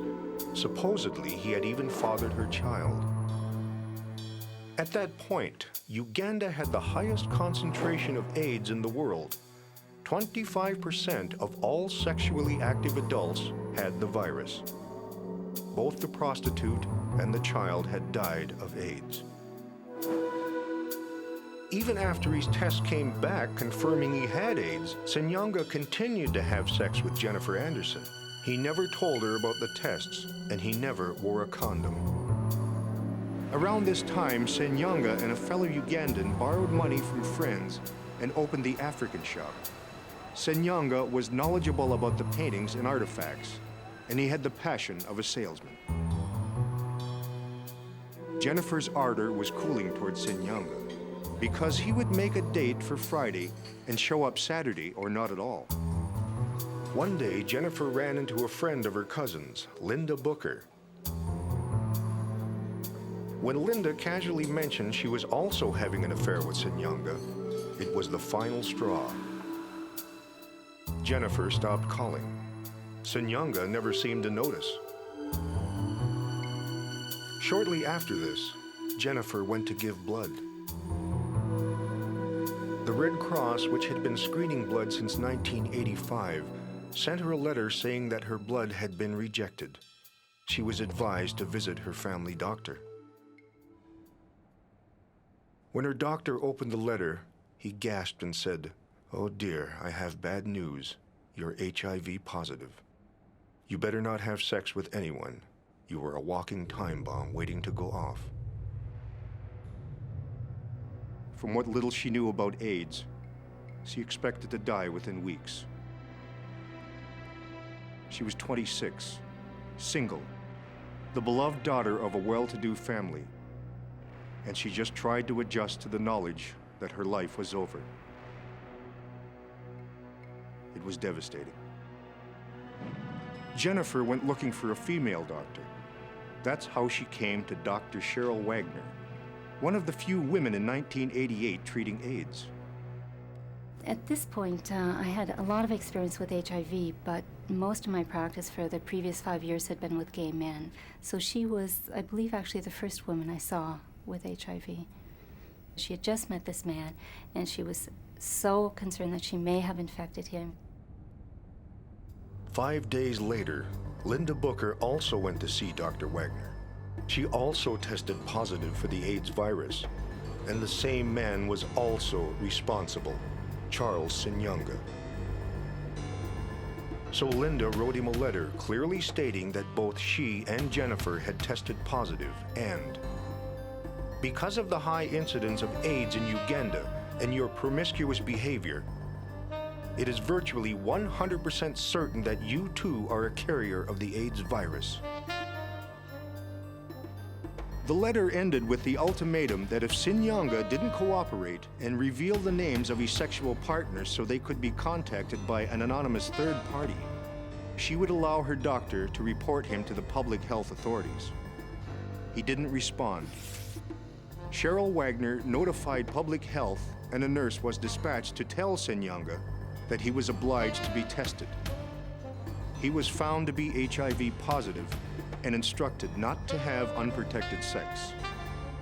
As he often did with members of the health community, Sanga assured her that he always practiced safe sex, and that besides, these days he was celibate. A year later, a third woman arrived in Dr. Wagner's office. She too was HIV positive. And again, her partner was Charles Sanga. At that point, I almost fell off my chair because this was 1 year later. This was clearly a new infection. This was a man who I knew had been counseled, who I knew knew his HIV positive status. I think as soon as she walked out of the door, I was on the phone to public health and asked to speak to the medical officer of health for Toronto. She persuaded the health authorities to issue a rare Section 22, forbidding Sanga from having sex at all. Francine Dalton, woman number 3, had met Sanga at a rock concert. She found him very considerate. The first time they had sex, she insisted he wear a condom. He agreed, then pulled it off right before he entered her, even though he knew he was infected and that he'd already infected 2 other women. Gradually, the relationship began to take on a familiar pattern. Sanga would make dates and show up late or not at all. Soon, there was a 4th woman. What would it take to stop this man? Amazing as it seems, what Sanga was doing, namely infecting women with a fatal virus, was not a crime in Canada. The reason? In a society of sexually active adults, it was virtually impossible to prove that one person, and one person only, was the source of a sexually transmitted disease. Around this time, Cheryl Wagner was following a case in Florida where a dentist was being sued by his patients for giving them AIDS. The scientists had shown that the virus that he had was genetically similar to the virus in his patients, proving that his patients had acquired the HIV virus from him. Cheryl Wagner wondered, could something similar be done in this case? Enter an unlikely hero. Dr. Michael Montpetit, 31, had recently joined the Federal Center for AIDS. He jumped at the chance to match the DNA of Sanyanga's virus to the infected women. Little did Montpetit know that for the next 2 years, this case would dominate his life, invade his solitude, and thrust him into the media spotlight. The women decided that they were, at this point, frustrated enough with the public health process and the lack of protection that public health had given them, that they were ready to sort of take this very tentative foray into the criminal side of the investigation. But if there was to be a trial, the police would have to gather evidence. The assignment was given to Inspector Terry Hall, a legend in the OPP for his courage working undercover with bike gangs. The women would have to reveal every intimate detail of every sexual encounter with Sanga and any other lover over the past year and a half. Sanga was just like a biker, except he didn't have a bike.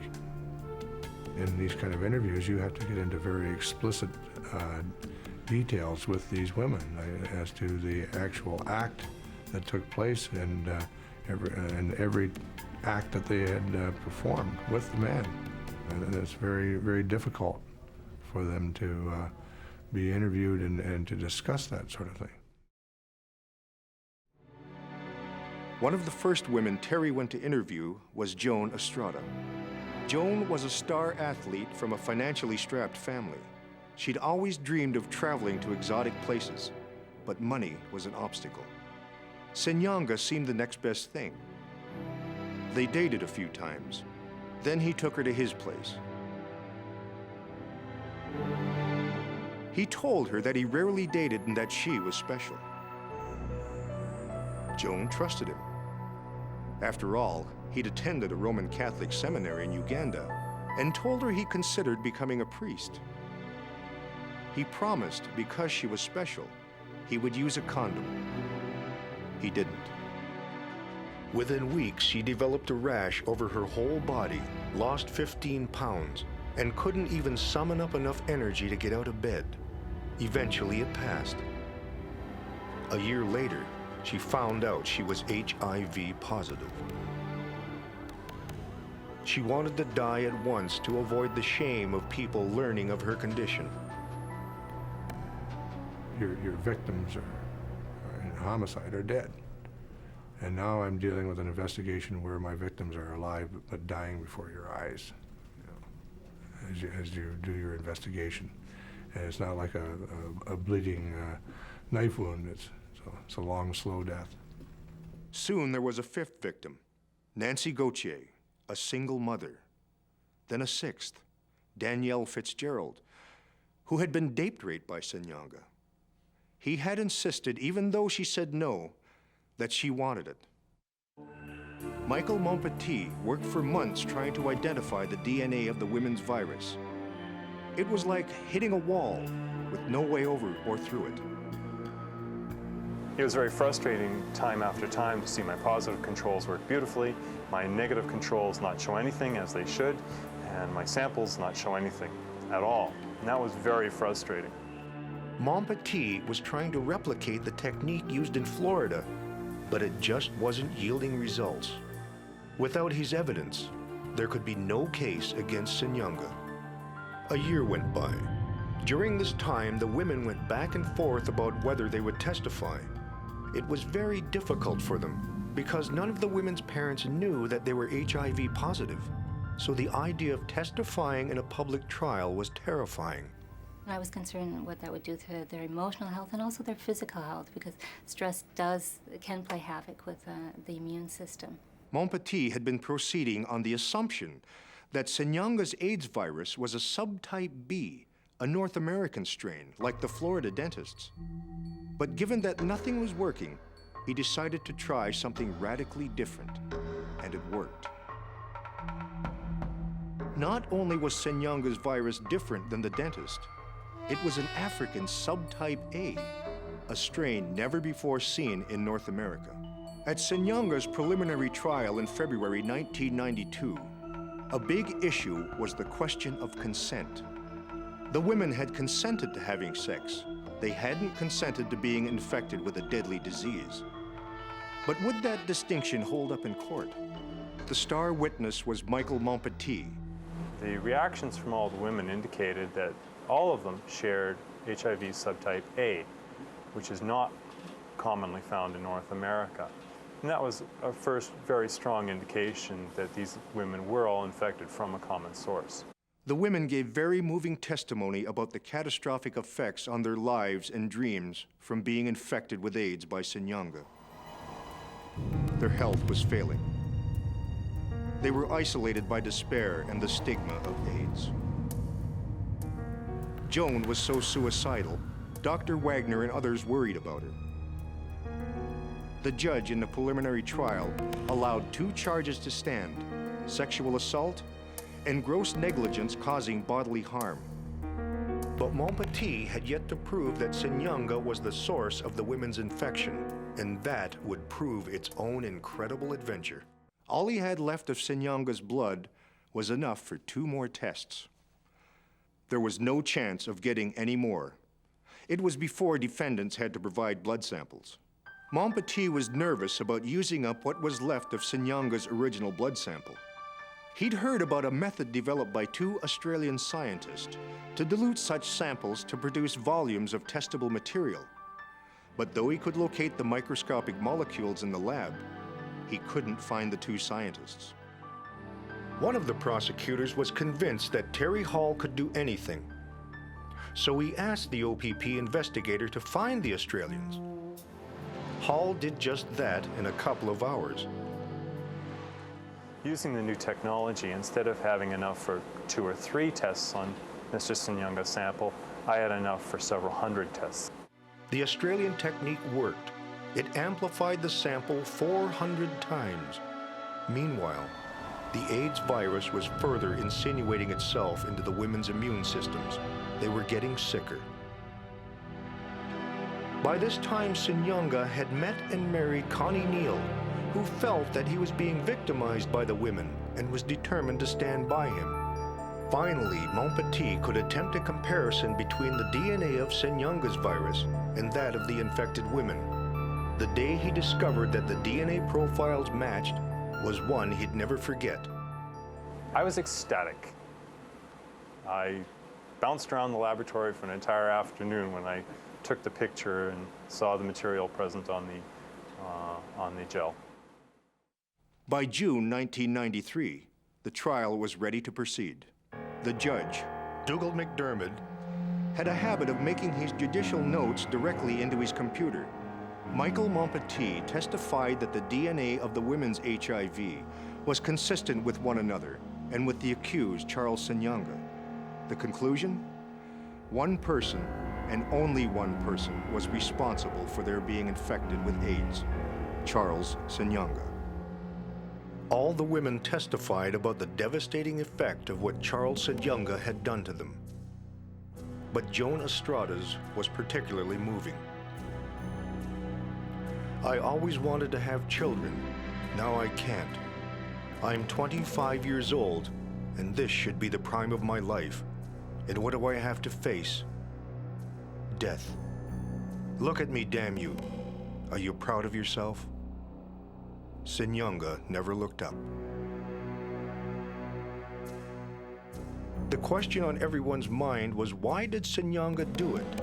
Why did he continue to have unprotected sex with women after he knew he had AIDS? He had a capacity to charm even the public health nurse who was seeing him, even the doctors who were seeing him.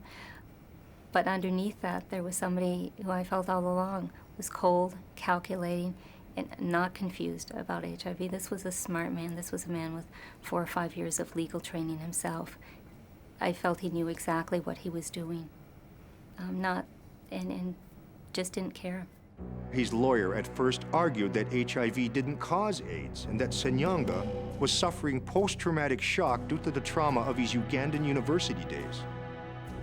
With the evidence, the way it was presented, the evidence was there was no doubt that he infected these women. There was no doubt that he knowingly infected these women, in my mind and from the evidence that was presented.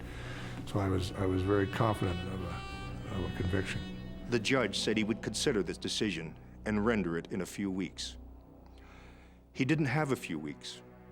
Exactly 13 days later, Charles Sanyanga died of meningitis, a treatable disease. Justice McDermott had already written 128 pages of his decision. He simply deleted the file.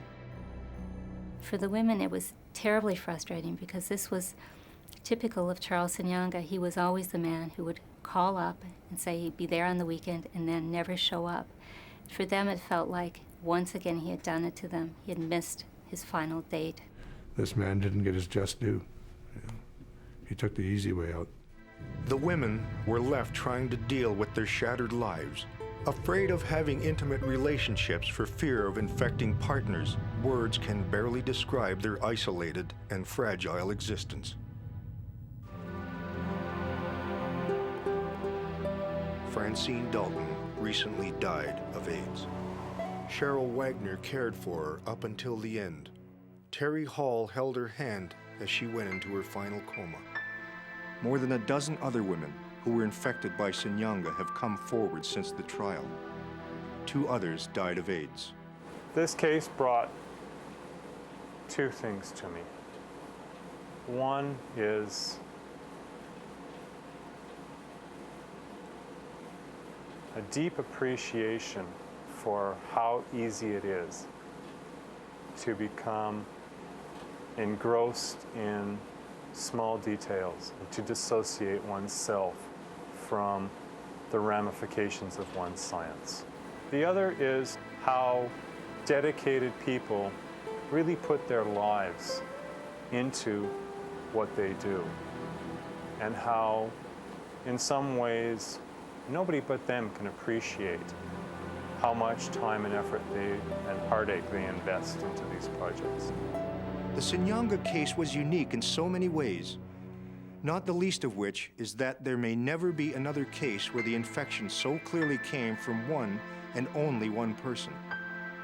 There is still no law in Canada to prevent what Sanyanga did. Enter the world of forensic science, the science of crime, where a suspect's guilt or innocence can hang on a single piece of evidence.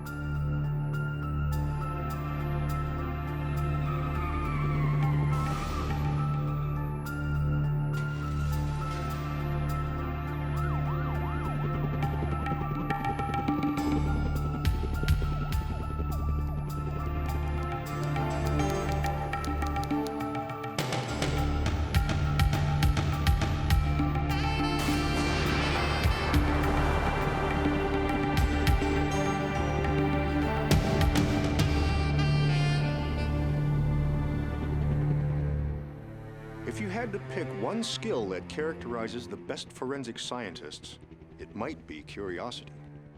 A driving curiosity to understand how things work and how people think, particularly how criminals think. Alec Johnson was a big fish in a small pond. He and his wife Judy owned a gas station restaurant on the edge of the Tyendinaga Reserve. The Johnsons were proud of their house,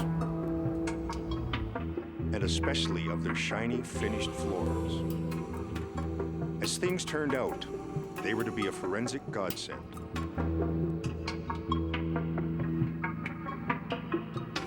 Usually, her husband locked the money in the house safe. But not tonight.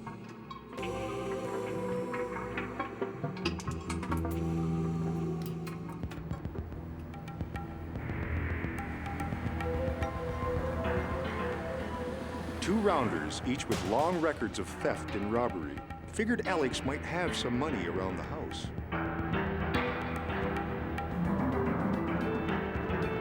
And as they drove that night, they had trouble on their minds.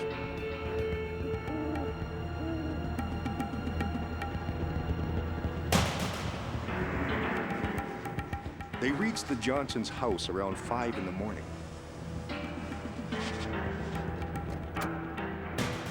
To hide their identities, one of them wore an Elvis mask, the other a ski mask. Ski Mask carried a Beretta .22 caliber semi-automatic, a mean little thing. Elvis wanted some kind of weapon too.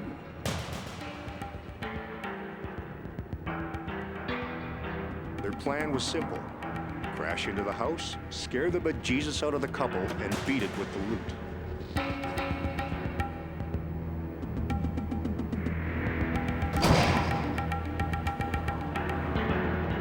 Alec and Judy were awakened by the sound of their door being smashed in.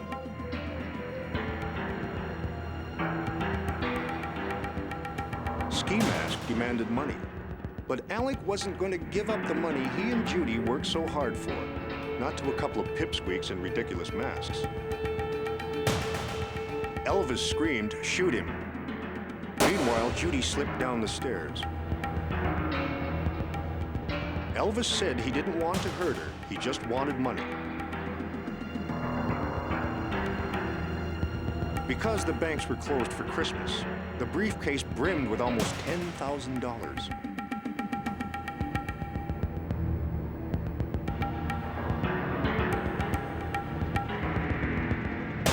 The nearest house on the reserve was 15 minutes away.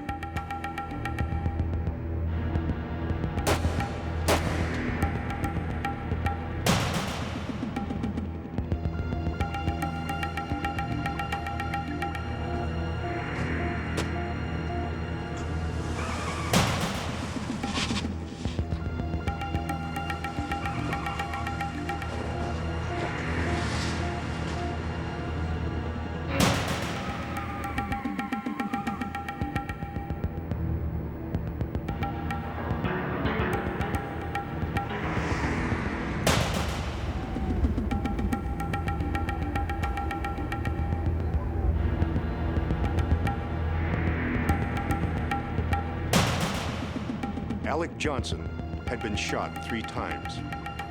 He was alive, but barely. Something like this is really, really unusual. It's really unusual to have something this serious happen on the reserve. When I got there was a couple of Ontario Provincial Police officers there. Of course, they're called initially for backup because we didn't know really what we had. When I got there was 2 officers there protecting the scene. The ambulance had been there and gone. The Tyendinaga First Nations police deal with keeping order and petty crimes. Given that this was a major crime, they called in the Ontario Provincial Police.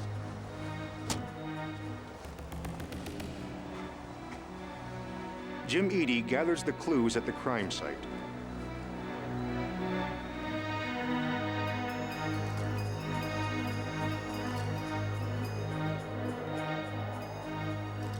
Probably the most important point of any crime scene is the point of entry to the crime scene. Historically, in my experience also has been that part of the crime scene oftentimes holds the best evidence that'll be available. This is the high-intensity part of the job. The bad guys are nervous, their sweat is running, their hearts are pumping. No matter how much planning they've done, this is where they usually slip up. 90% of the fingerprints Edie finds, he lifts from the point of entry. Emergency crews were intent on rushing Alec Johnson to a nearby hospital. As a result, most of the prints were trampled and smudged. But on the stairs leading up to the bedroom, Edie gets lucky. Partial prints from 2 different running shoes stand out beautifully against the Johnsons' clean, shiny hardwood floors. Edie dusts them and photographs them. Edie finds 3 shell casings. These will be sent to the Center for Firearms Analysis. In the kitchen, Edie finds a strange chunk of wood. What's it doing in the house? It looks like it's been broken off something larger. When I looked around the outside of the house, I saw a broken sawhorse there, and it appeared that one of the legs had been pulled off the sawhorse. And in this particular location, I could see footprints in snow leading to another sawhorse. And I felt strongly at the time that those were probably footprints connected to one of the suspects in this case. Did you know that footprints are 50 times more likely to help an investigator than fingerprints? Neither did I. Well, that footprint was about to become Exhibit A.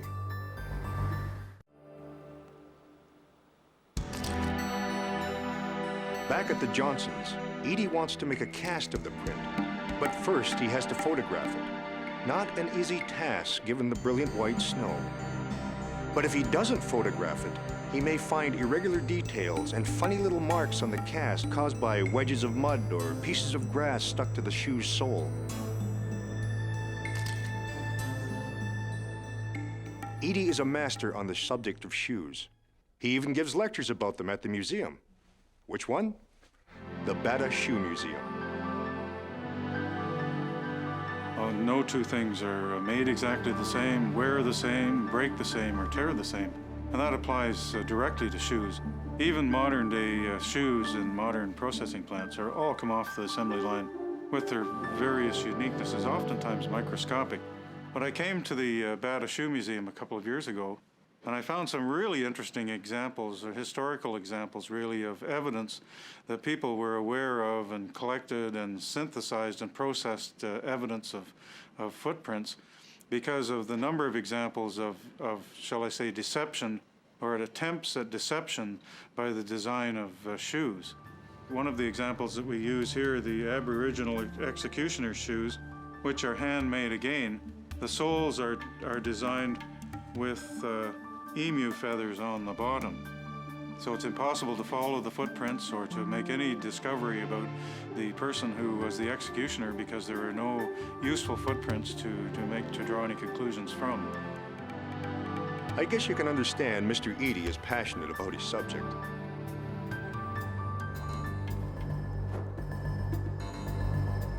Edie prepares to make his cast of the footprint.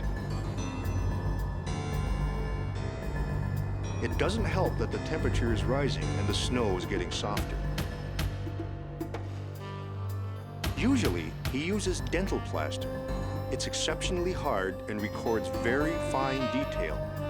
But plaster is too heavy for snow. So the material Edie uses is flour sulfur. I very carefully take the sulfur and I carefully pour the sulfur into the footprint. And as you can see, you end up with what appears to be, and in fact is, a puddle of sulfur in the snow. But in fact, what's happened is the instant that the sulfur touched the snow, it hardened, just like that.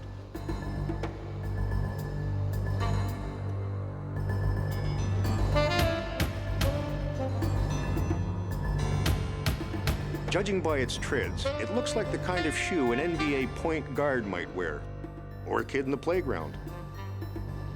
You'd think that with all the running shoes around, somebody like Jim 80 would find it a curse. But because of the fierce competition among sneaker manufacturers, they're always changing their models, always coming up with new arrangements of swirls and circles and exotic soles. So different runs of shoes and different years have different patterns. So I took my cast, the cast in sulfur, and I took it back to my office and photographed it. And I prepared two copies of the photograph, actually a scale-sized copy of the cast that I could work with. But I copied quite a number of copies in a smaller version. And these were for distribution to the investigating officers because the cast actually shows a very good overall view of the details of the bottom of the shoe. It seems to match the partial footprint he found on the stairs leading up to the Johnsons' bedroom. Meanwhile, Alec Johnson was in serious condition, with bullet wounds to the chest, leg, and head.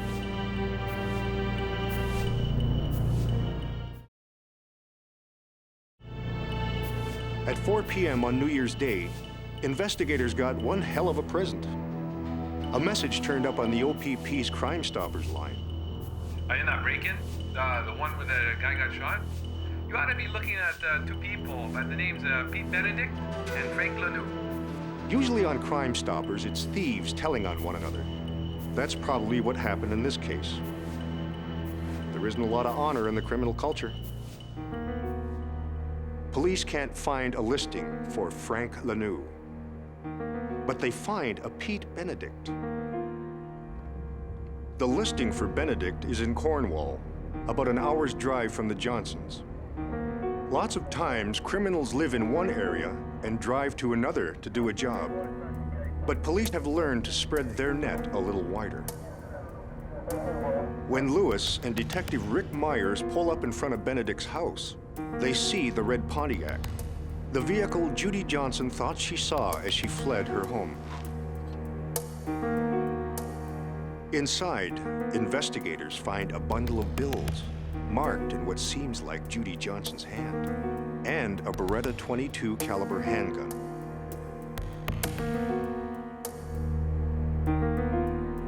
Investigators find fingerprints all over the car.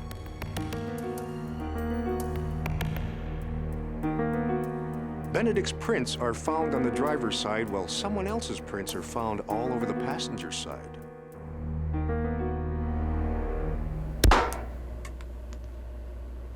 We recorded a velocity of 907.3 feet per second. This is the type of firearm that was submitted.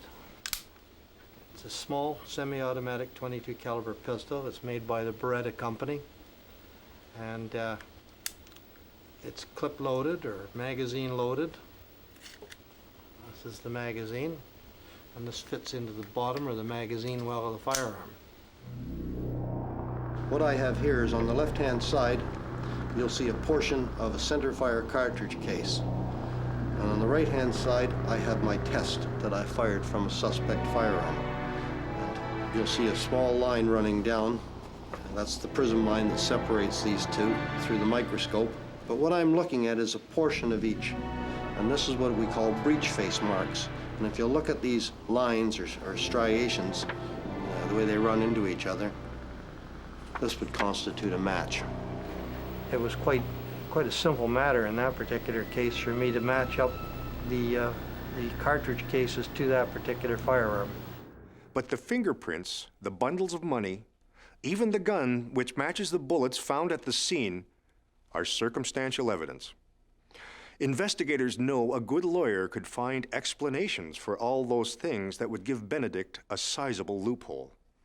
They need to find the sneakers. But Benedict's closet holds no sneakers. The only sneakers in the room are a pair of brand new Fila's Benedict is wearing, and the soles don't match the flyer at all. Maybe Benedict isn't the perpetrator. Frustrated, the investigators asked Benedict about Frank Lanoux. Benedict insists he never heard of him. As he gestures, investigators notice something glittery on Benedict's finger, a new ring.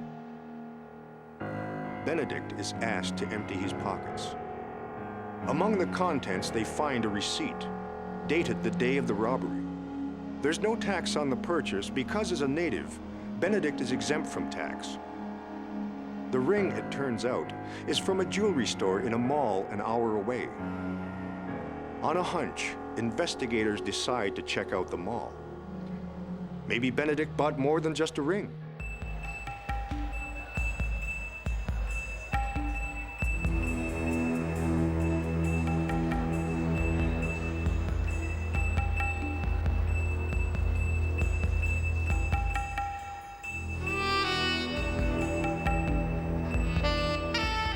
At the last shoe store in the mall, a clerk recognizes Benedict's photo. And yeah, he came in just before New Year's, was wearing a perfectly good pair of Air Nikes, hardly used. That's a $140 shoe, you know. And he buys a pair of Fila's, which aren't as good, and he says to me, chuck the Nikes in the garbage.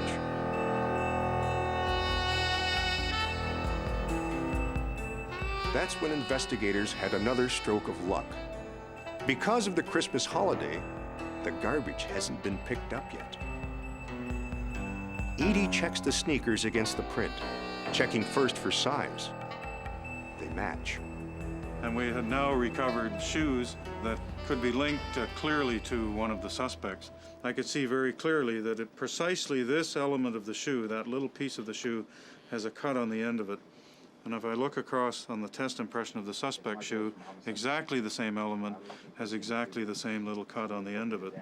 And I simply continue that process, in this case, marking 10 characteristics, 10 accidental characteristics that I can see in the test impression that are also found in the suspect's shoe. I also notice that the general wear is the same on the suspect's shoe. I also notice that it's exactly the same size and exactly the same pattern. And my conclusion is that no other shoe in the world would have created this mark on the staircase except the suspect's shoe. The pieces were now falling into place. Based on what they now knew, the OPP arrested Frank Lanoux. He was fingerprinted, and his prints checked out against the prints found in Benedict's car. They matched, proving Benedict had been lying when he said he didn't know Lanoux. Well, you're probably thinking it's all wrapped up. Think again. Unless investigators could determine which one of the two perpetrators was the gunman, they might both walk.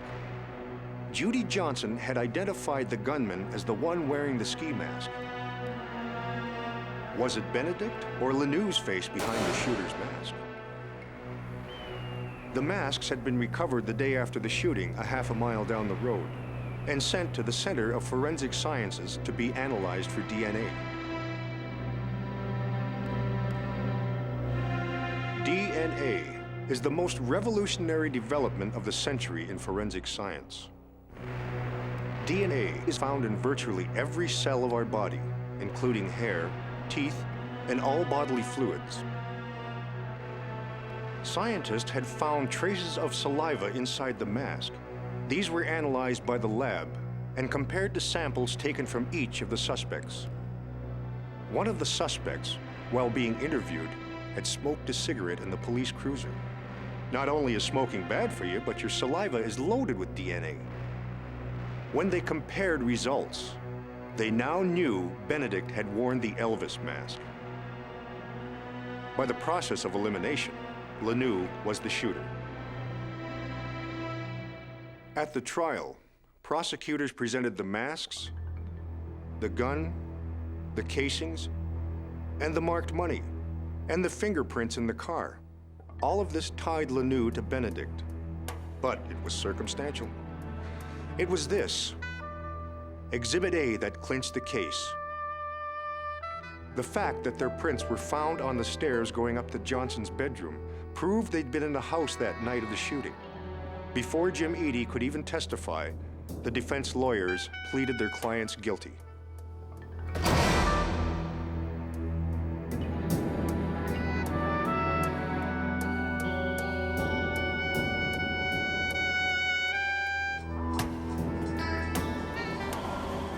thieves aren't that committed to doing a good job, as my experience, and they always make mistakes. And the mistakes tend to compound on each other. And I find that if I can see that in the crime scene, if I can spot those errors in the crime scene, then those are the opportunities, the windows of opportunity that I focus on to find good evidence. Benedict and the New were sentenced to 6 years in the penitentiary. As for Alec Johnson, he would need years to recover from the brain damage from the shooting. This was a case where a dedicated forensic scientist stopped a couple of bad guys cold in their tracks. The stories on Exhibit A are based on actual cases. The names of the victims have been changed to protect their identities. The names of the guilty are real.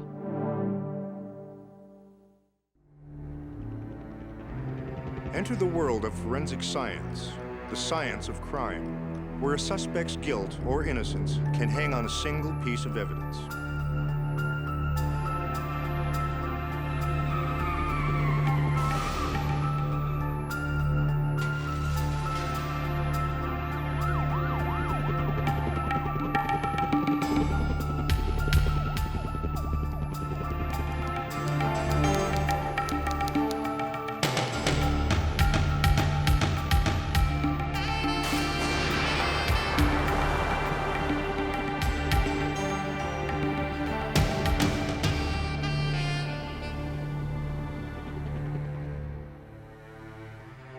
Headlines called him evil, sick, a sex fiend and sexual predator, and proclaimed hell's too good for him.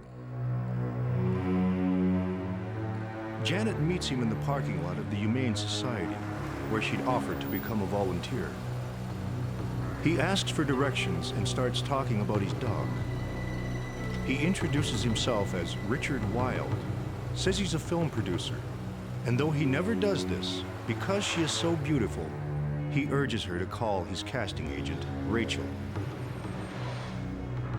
Janet is skeptical, but intrigued. She ends up leaving a message on the casting agency's answering machine. Rachel suggests meeting at a trendy downtown restaurant. Rachel looks like a model herself, and she's very friendly. She immediately tells Janet how beautiful she is. As they chat, she asks if Janet is married. Janet says she is and changes the subject. Because her husband's a police officer, she's very discreet about discussing it. Rachel says Richard can do a lot for her. Let's surprise him. All he's done all day is talk about you. Richard is delighted to see her. Because of their mutual love of animals, he tells her about the exotic pets he keeps in his basement. He seems to have money and know lots of showbiz people. Janet asks what they have in mind for her. Rachel and Richard say they see Janet starting out as an extra and working her way up from there. They toast to her future career.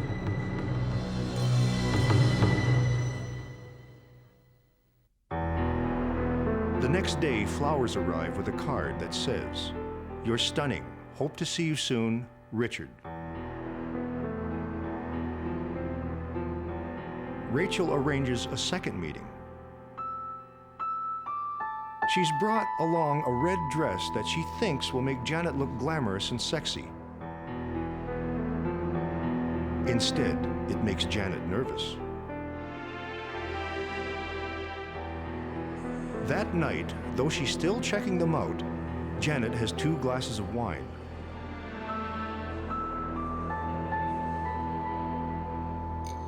Towards midnight, Richard starts making cracks about people at other tables. A man who Richard claims is staring at them. A pregnant woman who's waddling to the washroom.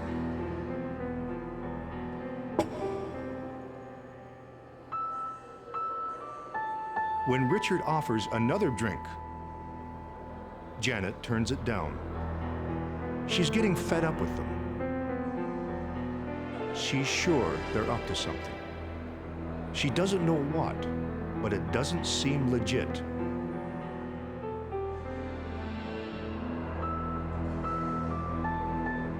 She decides she'll go home and have nothing more to do with these two. But when she gets up to leave, she feels dizzy and disoriented.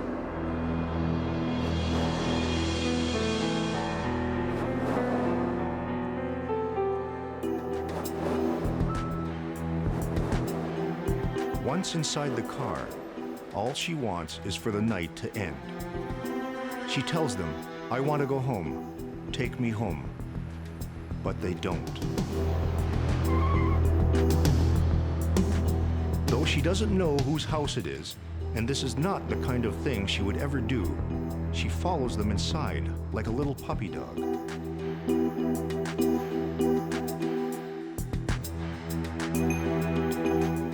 This has got to be a dream, she thinks. I don't want to be here.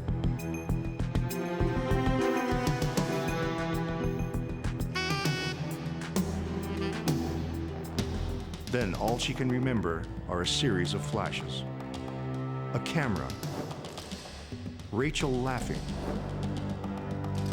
Richard trying to kiss her. Trying to fight him off.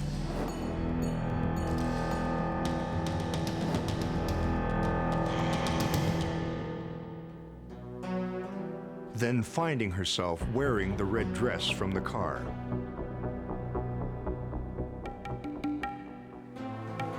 Eventually, Richard drives her home.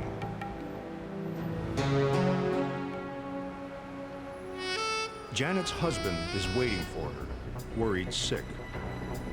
He asked where she's been, but she feels panicky and trapped. All she wants to do is sleep. The next day, she notices pubic hairs on her camisole. She knows they aren't hers or her husband's. Now she has to deal with the real possibility that she's been raped. One can only imagine how painful it must be for Janet, a cop's wife, to go to police with her story. Another woman has also complained about Richard Wilde, whose real name is Selva Sabaya. Thinking that it somehow involves prostitution, the case is assigned to the morality squad. It was only after the interview we realized what this person was, this Richard Wilde, had nothing to do with prostitution, or at least we didn't think it did. We then believed it had something to do with drugging and sexual assault. This is when forensic toxicology comes into it, a science as ancient as the Greeks. Originally used to study poisons, it now includes abuses of alcohol and drugs.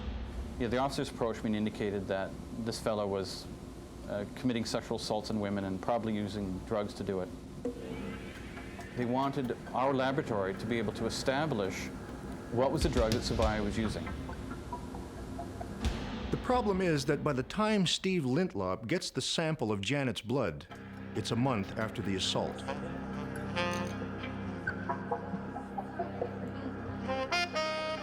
An officer involved in the case came to me and indicated that they were going to create a sting to try and trap Sabaya.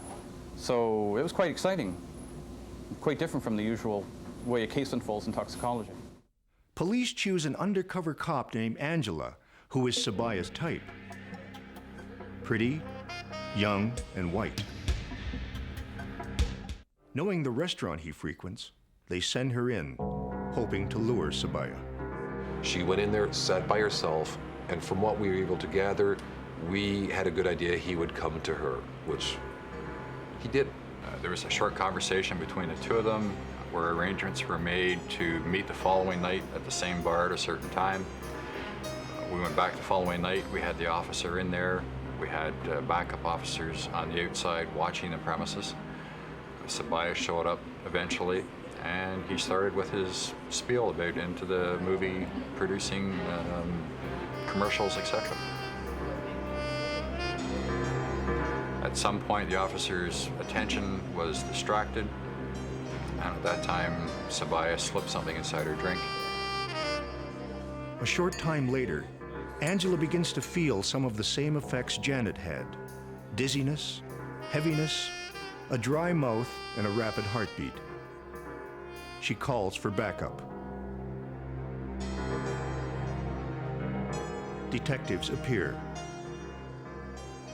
Sabaya and Rachel are taken in to be questioned. Angela is immediately rushed to a nearby hospital where samples are taken of her blood and urine.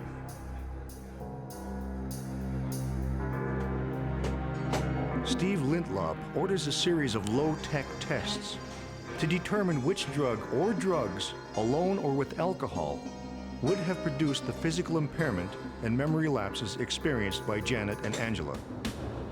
Exhibit A, liquid in a drink.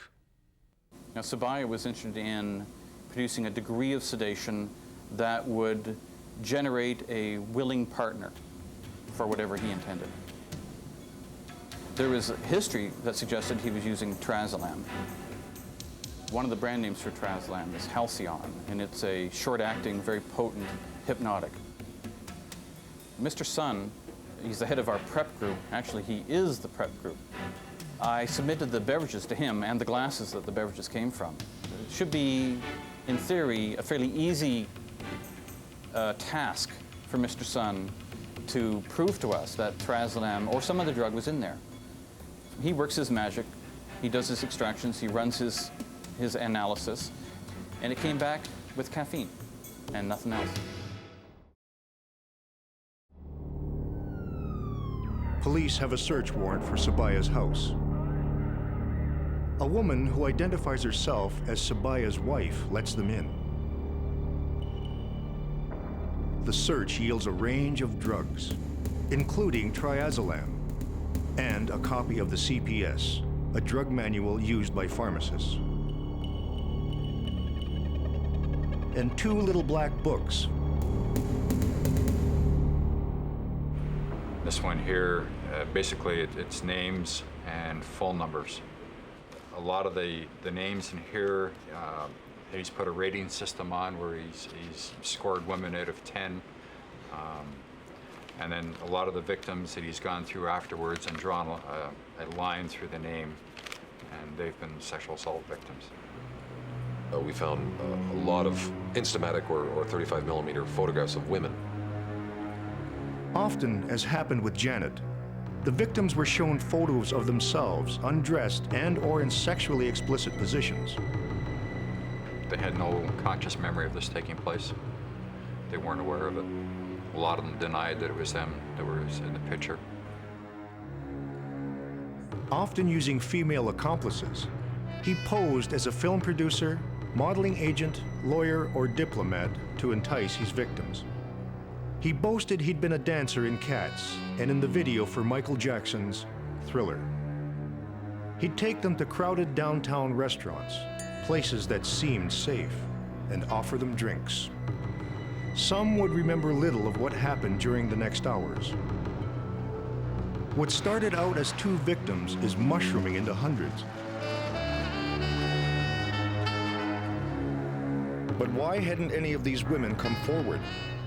In this type of scenario, victims often do feel that somehow they got conned into this. They should have known better. They had at the time they're thinking, geez, I must have had too much to drink and that kind of thing, and they somehow feel some personal responsibility. And Sabaya, I'm sure, was aware of this because many of his victims for so long never reported this. So again, this was a ruse that was working for him, and if he was able to make these women feel this way, then again it helped him in having them not report these incidents to the police. Investigators hope to have positive results from toxicology to strengthen their case against Sabaya. Since low-tech methods haven't yielded results, Steve Lintlop switches to high-tech methods, such as gas chromatography. The substance Steve Lintlop was testing for was extremely small. A paperclip weighs half a gram. So most people know how much a paperclip weighs. They can visualize what a paperclip is. Well, can you imagine cutting a paperclip into 1 billion pieces, and we can see 5 of them? Again, forensic toxicology comes up empty. Sabaya's pretrial is approaching. He is out on bail and still preying on unsuspecting victims. Low-tech hasn't worked. High-tech hasn't worked. Could the latest and most sophisticated testing apparatus available get results? When we suspect or know that translam is there, that requires its own specific method of extraction and its own specific instrumentation, and that is called GCMS, and that's mass spectrometry, which represents the state-of-the-art system we have for detecting and quantitating drugs at very low concentrations. Again, forensic toxicology comes up empty. Despite this, there was enough evidence to convince a judge that Sabaya's case should go to trial. As for Sabaya's victims, they were humiliated, traumatized, and terrified. Many had been skeptical when they'd met him, but they reasoned they could always choose to leave if they ever felt uncomfortable. But when he drugged them, he took away their choice. As Janet lamented in her victim impact statement, "Even in my dreams, I feel as if I'm tied down and can't move, and he's skinning animals alive in front of me on the floor. He peels off the skin on their legs from top to bottom, and the animals are screaming." Some of these women were so terrified of him. One put her daughter up for adoption, left Toronto, zigzagged across the country, bus, plane, train, to get away from him. Many who were married are now divorced. If they had boyfriends, they're separated from their significant other. Some have never had relationships. Many are going for therapy and counseling.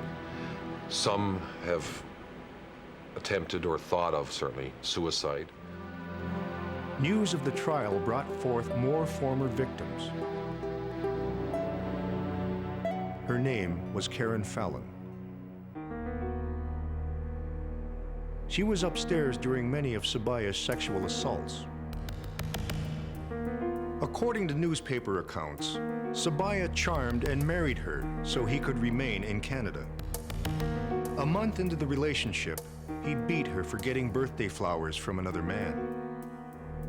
When she tried to defend herself, he made her sit on her hands.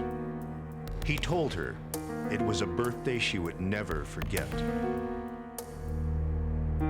Eventually, Sabaya had her working 88 hours a week at 2 jobs and giving him both paychecks. He even forced her to come to him for money to buy sanitary napkins. He also threatened to feed her to his exotic pets.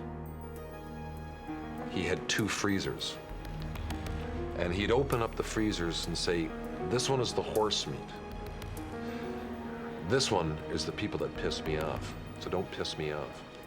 Or I'll put you in there and you'll be fed to the animals." He appeared to pretty much fit into what I would consider a classic power assertive rapist.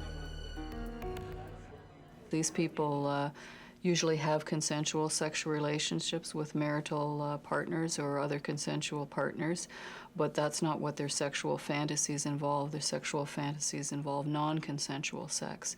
And this is why some people, have this false interpretation that sex offenders are sex-starved, or if they only had a girlfriend or if they only had a wife, that these crimes wouldn't be occurring. And people need to realize that sexual assault has very little to do with sex and everything to do with power and control, or in some cases exhibiting anger towards their victims, and sex is just the vehicle that's acted out with. Detectives had a mountain of other evidence: Polaroid photos of the victims in sexually explicit poses with Sabaya, modeling portfolios, his notebooks, and address books.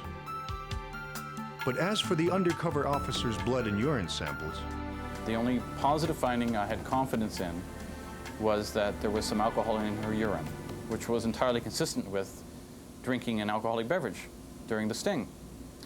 But as to assisting the prosecution in determining whether or not there was any illicit drug use, whether or not she had been doped by Sabaya or his accomplice, my findings were inconclusive. Sabaya was charged with 274 counts, including sexual assault, administering a stupefying drug, assault causing bodily harm, and threatened death. What about Rachel, Sabaya's accomplice? One of the big reasons women trusted Sabaya was that he used her to approach his victims. Perhaps because Rachel's family was wealthy and would have mounted a formidable legal defense. Perhaps she was young. Whatever the reason, the case against her was dropped. Besides, Sabaya was the big fish. He agreed to plead guilty to 56 charges, just before his wife was scheduled to testify. Janet is now divorced. After giving investigators as much information as she could, she dropped out of sight, leaving no forwarding address, no way for anyone to get in touch. As for Sabaya, even in jail, he's been able to enlist new female accomplices to persuade other women to send him nude pictures of themselves, which he sells to other inmates for favors. Investigators have little power over his activities in jail. All they can do is make sure that in 1999, when he's eligible for parole, the parole board knows as much about him as possible, and that when he is released, he is deported immediately. As for toxicology, maybe the amount Angela consumed was too small to detect. Maybe it wasn't in that particular drink, and her reaction was psychosomatic. We'll never know. All I could do was bring the full weight of our analytical systems to bear and hope they'll produce a positive result, and they didn't. Was I disappointed? Sure. But the question is, what do I do with my disappointment? And the answer is nothing. I write up the case, I send up my results, and it's up to other people to take that information forward. Thanks to an exceptional investigative team and a group of courageous women, a pernicious sexual predator was apprehended and convicted. What's also significant is that forensic science retained its integrity even in the face of someone as deplorable as Selva Sabaya.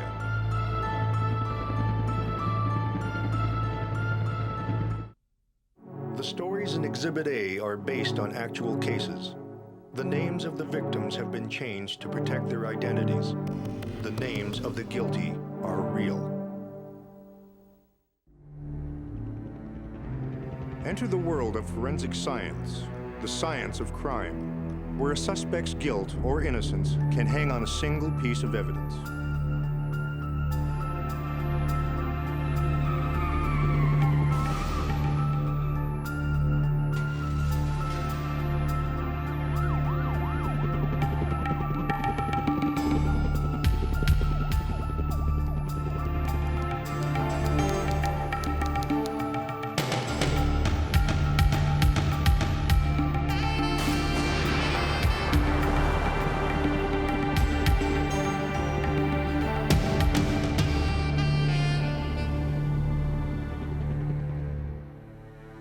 How much does science really know about sleep or dreaming, or how they intersect with our waking world?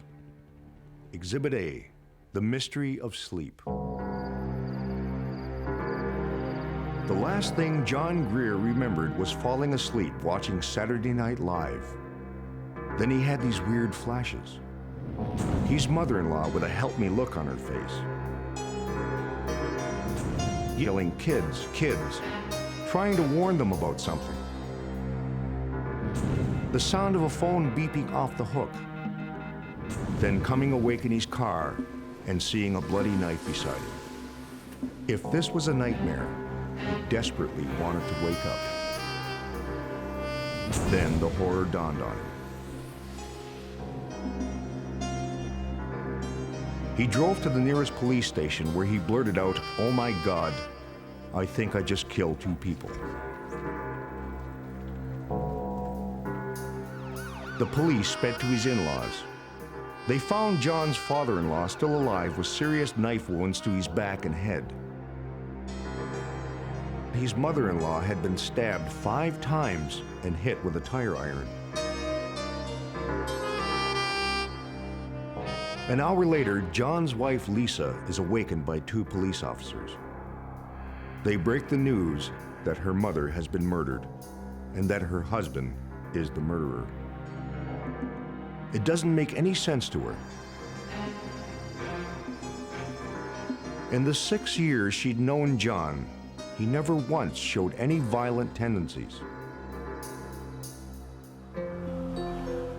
They had met in high school. She was a rebellious teenager, and he encouraged her to reconcile with her folks, especially her mother. To John, Lisa's parents were like the Brady Bunch, the family he always wished he had.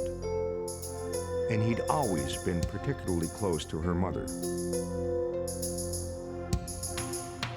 It just didn't make any sense. When Lisa finally brings herself to visit John in jail, she expects answers. Why did he attack them? Why did he drive 20 minutes in the middle of the night to her parents' home? What happened? John can't answer any of it.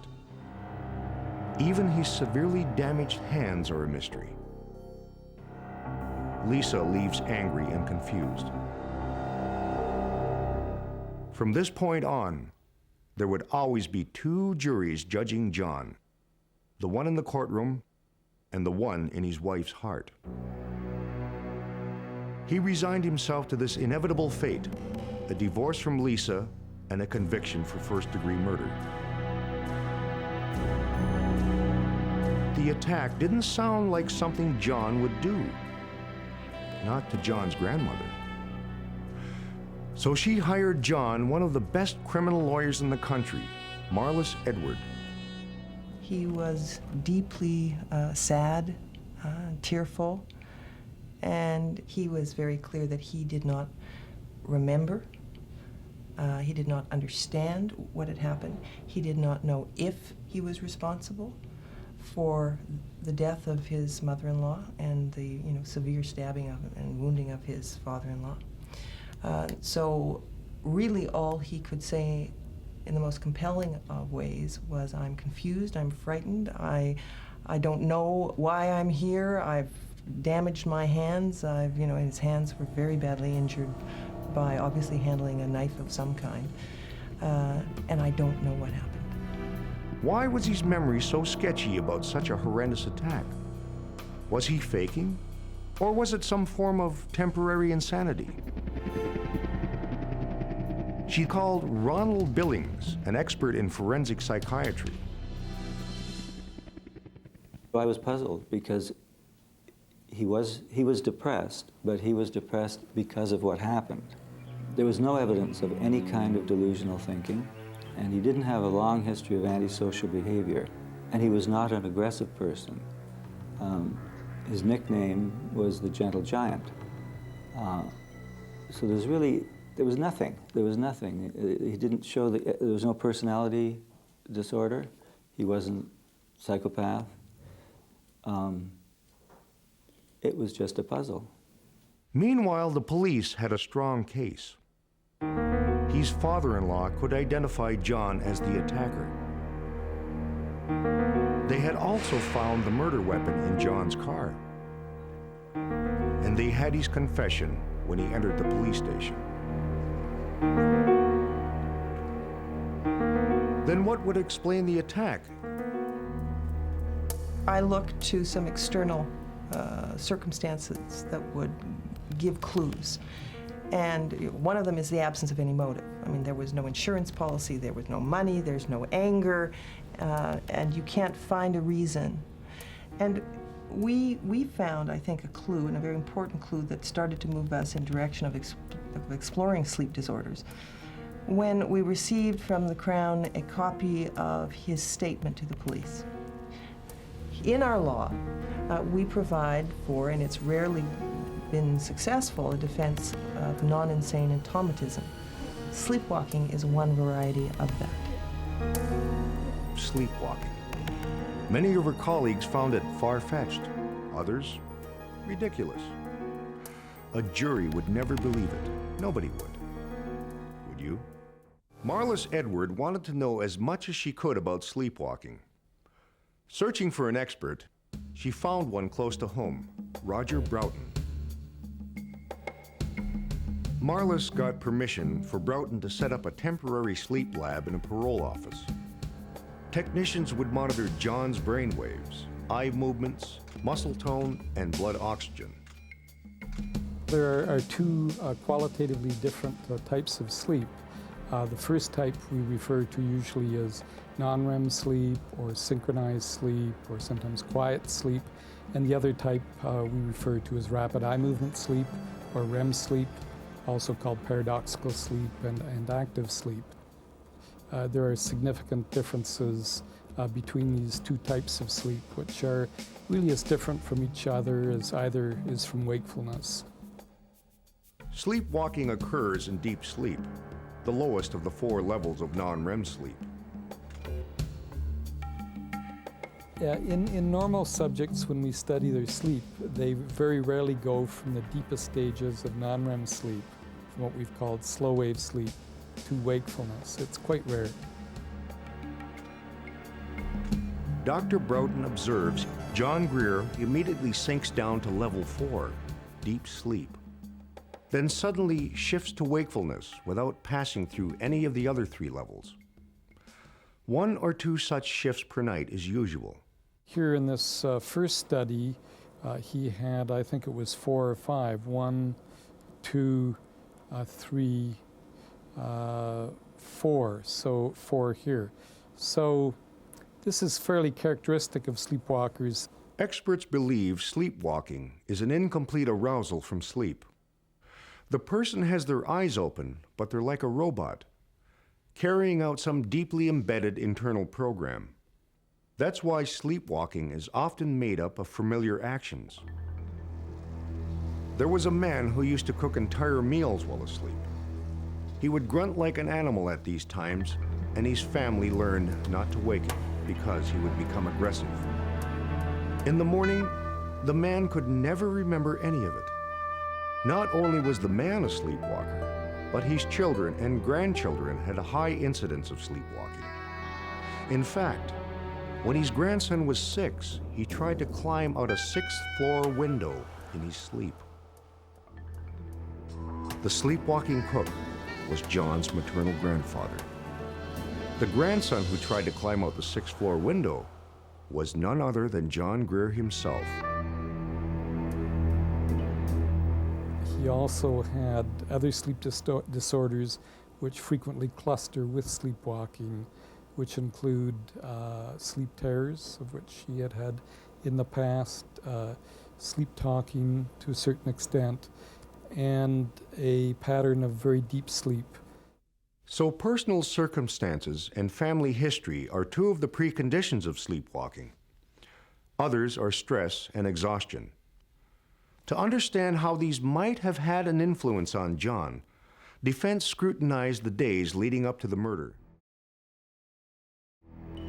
John and Lisa had married in their teens. Within 2 years, they'd saved enough to buy a car and put a down payment on a house. Life was great.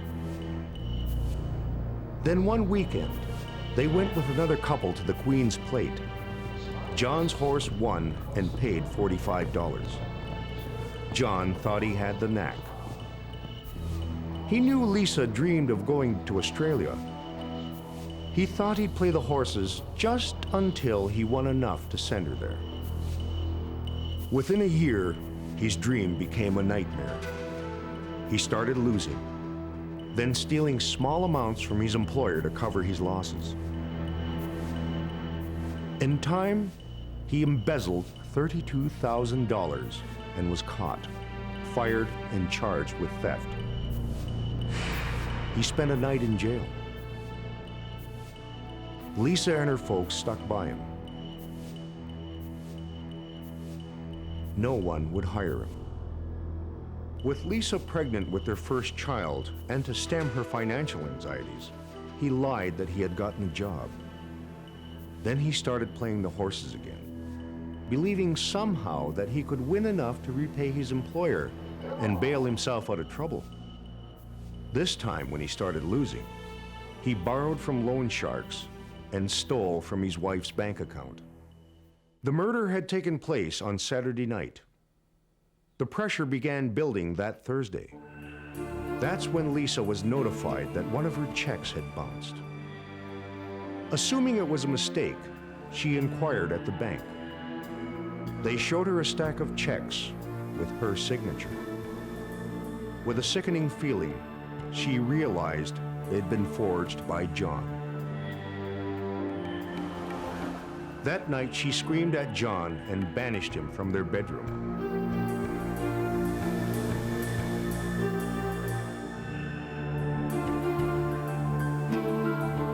He couldn't sleep that night.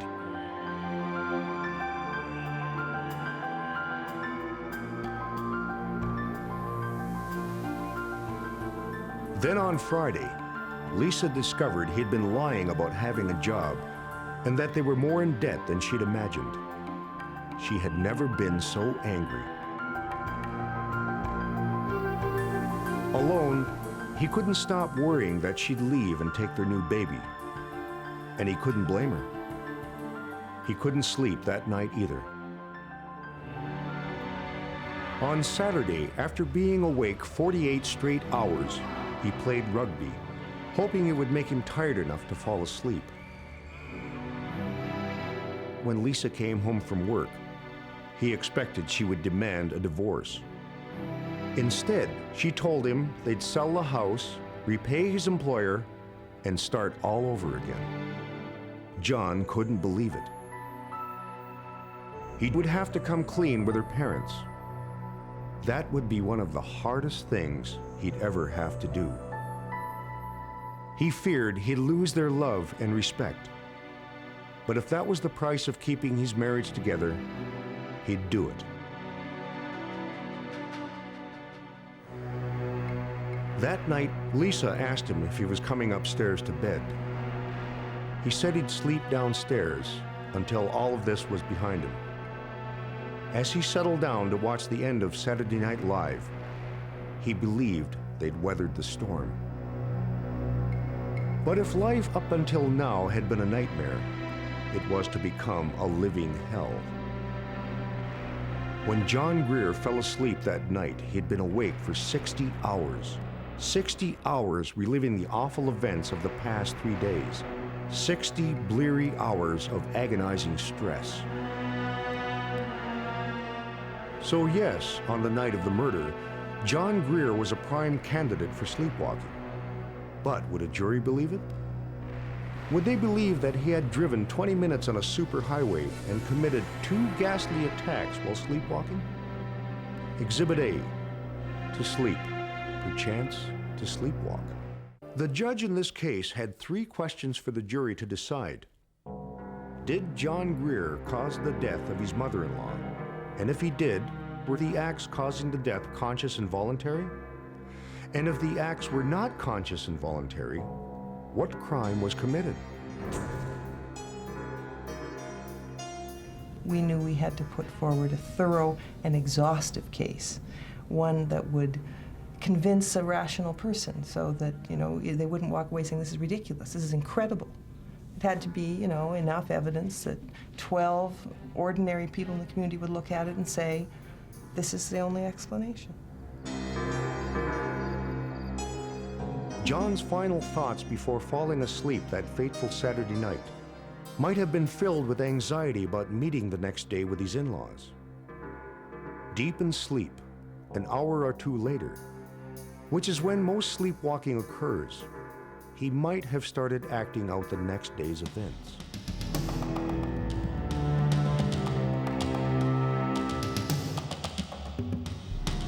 How else to explain why he left the house without socks or underwear? The first time he'd ever done that.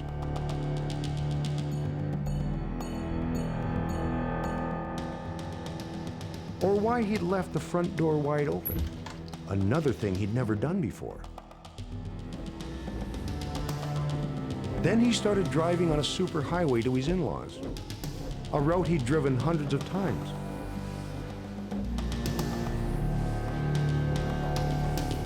Is driving a more complex action than John's grandfather's cooking entire meals?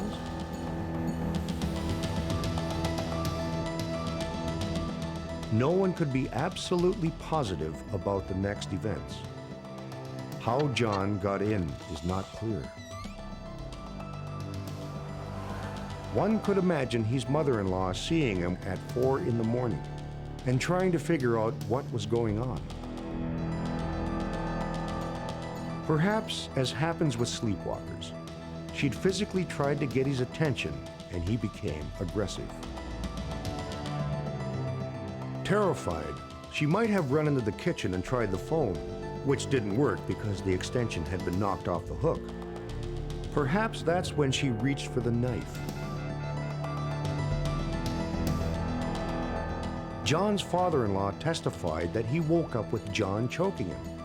He hadn't remembered John saying anything before he blacked out. Perhaps that's when John's mother-in-law returned and John had taken the knife from her, blade first, which is how his hands got cut to the bone. Perhaps that's when he had his flash of her face with the help me expression, before he attacked her with the knife.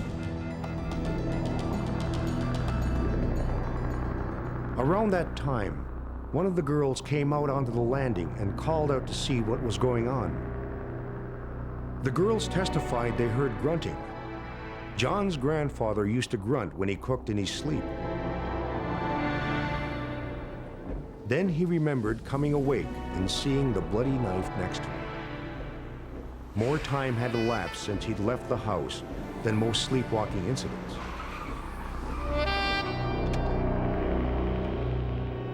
Then there was his confusion at the police station when he blurted out, "My God, I've just killed 2 people with my hands." Then he added, "I killed them. I don't know why." By the time Marlis Edward presented her case in court, 4 other psychiatrists testified that John Greer was sleepwalking when he stabbed his mother-in-law to death.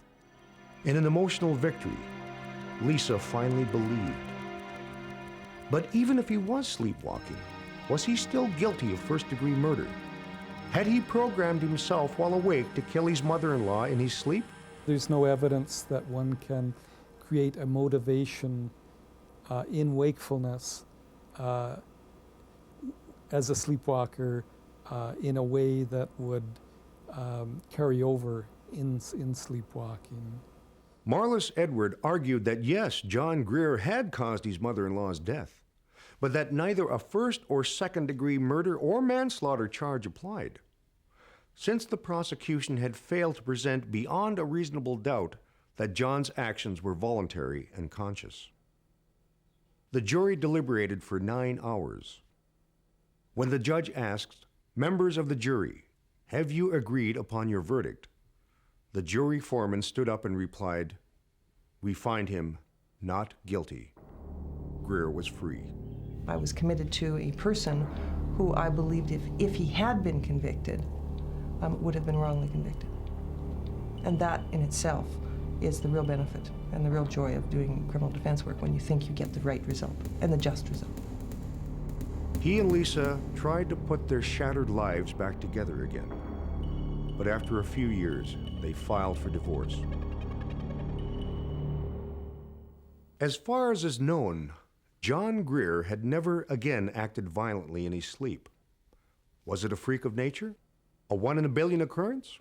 I think we're all uncomfortable with the idea that that we or another person could have complex behavior of which we're unaware and which is out of our or the person's control. We tend to think if we understand something, it's no longer a mystery. But with sleep and its disorders, the more we understand, the more mysterious it becomes. The stories in Exhibit A are based on actual cases. The names of the victims have been changed to protect their identities. The names of the guilty are real. Enter the world of forensic science, the science of crime. where a suspect's guilt or innocence can hang on a single piece of evidence.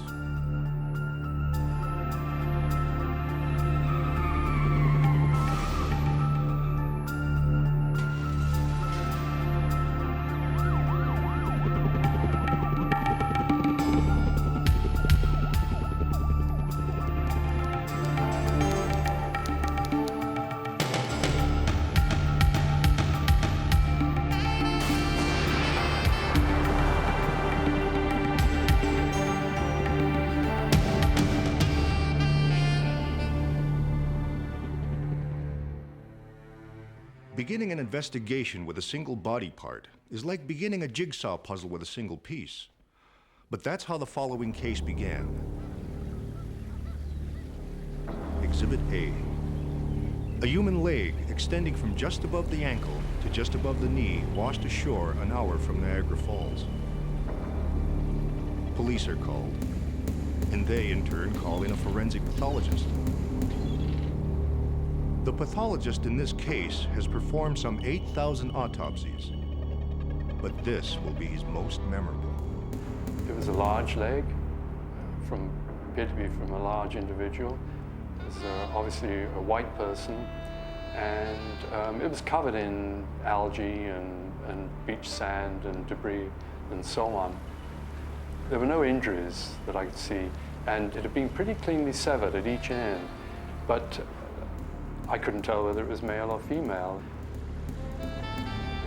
Police suspect that the limb is from a man who committed suicide off a nearby bridge, and the cleanly severed limb is probably the result of a passing ship's propeller. In any unexplained death, pathologists hope to answer 4 questions. First and foremost, the identity of the deceased. Second, time of death. Third, place of death. Fourth, the death has to be categorized. In other words, is this a death due to natural causes, an accidental death, suicide, or homicide, or finally, if it's not possible to determine which of those it is, it's classified as undetermined. Given that the suicide occurred the month before, this also fits with Dr. King's observations about the leg. It was well preserved, and I thought probably that it may only have been in the water maybe a matter of days or a month or 2. If the leg is the jumper's, Dr. King is well on his way to answering the 4 questions. But if things were that straightforward, we wouldn't be telling you the story. One of the first things Dr. King does is send the leg to a colleague who specializes in analyzing bones to determine age, stature, and gender. Using calipers, she takes various measurements of the bone.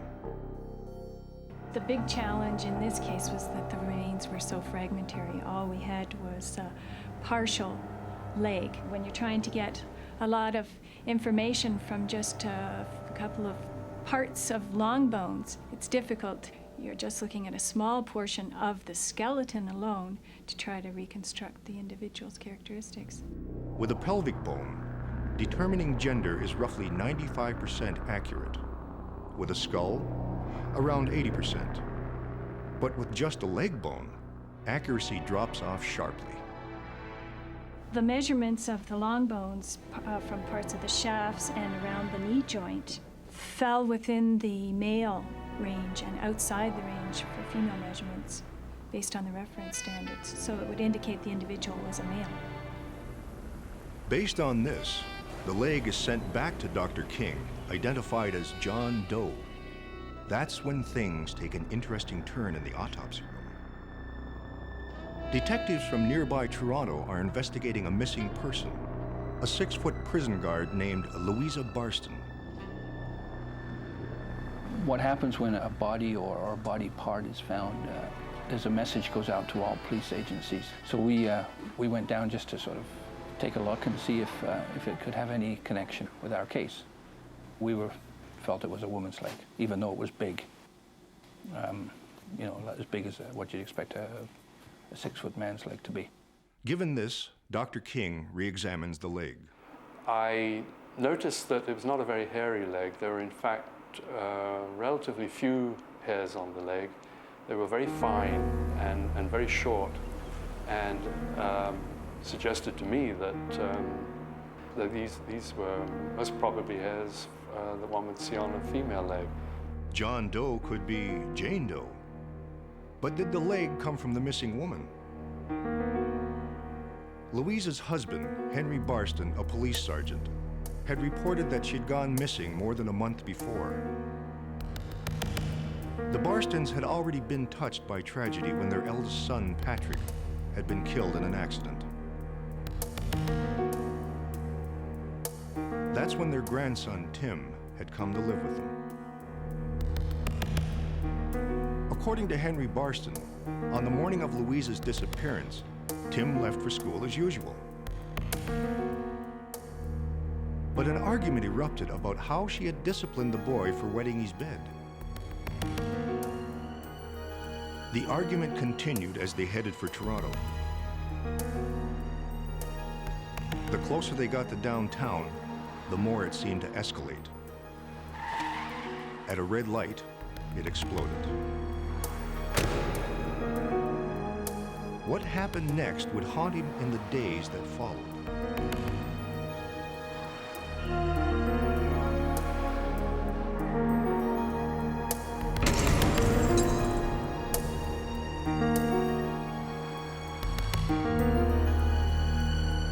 Previously, when they argued, Louisa had gone to a girlfriend's for a couple of days. So Henry wasn't overly concerned when she didn't come back the next day. When Tim asked about her on the third day, Henry reassured him everything would be okay. But he confided to Tim's teacher at a parent-teacher meeting that Louisa had a suicidal fascination with Niagara Falls. After she'd been missing for 19 days, Henry reported it to the police. It didn't give me the impression of what normally happens with a missing person. And the family had reported that she had left, for a few days before, but always contacted a member of the family and said, I'm here, I'm there, whatever. And that hadn't happened. It was just a complete disappearance. It's very unusual for somebody just to disappear instantly. There's usually a trail to be followed unless the person is dead. Had Louisa Barston committed suicide, and had the Falls hydroelectric turbine severed her leg? It was an examination of how the leg had been severed that blew the case wide open. Well, 7 months before, I had been working on the dismembered remains of Leslie Mahaffey, and we'd spent quite a long time working on that case, examining severed body parts, and particularly saw marks through bone. These are the cut ends of the two bones in the lower leg, just above the ankle. And I think you can see on the hard bone, the compact bone, saw marks.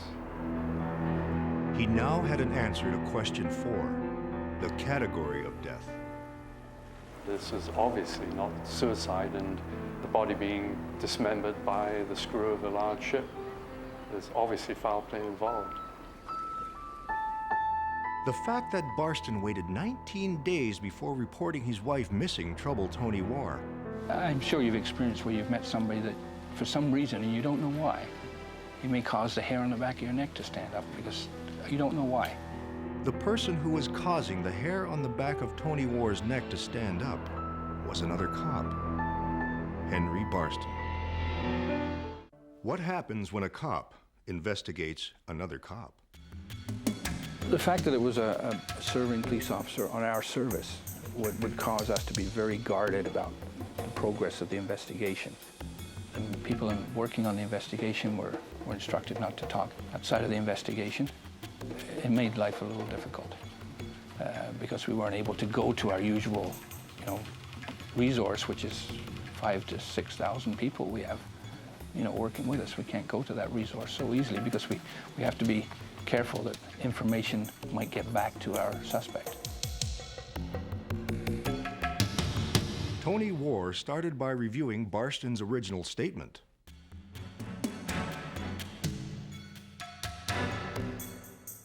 I've conducted several investigations that have started as a missing person. You investigate the circumstances as they are reported to you, and usually you find there's discrepancies, or there's a hole in the story, basically, that just doesn't make any sense.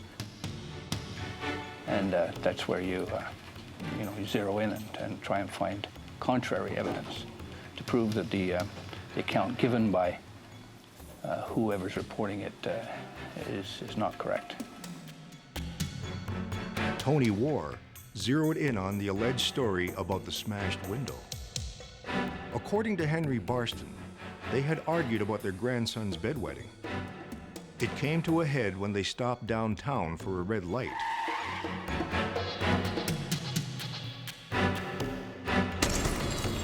But had the window really been broken that way? When we're talking about when they parted company, that to me was fabricated.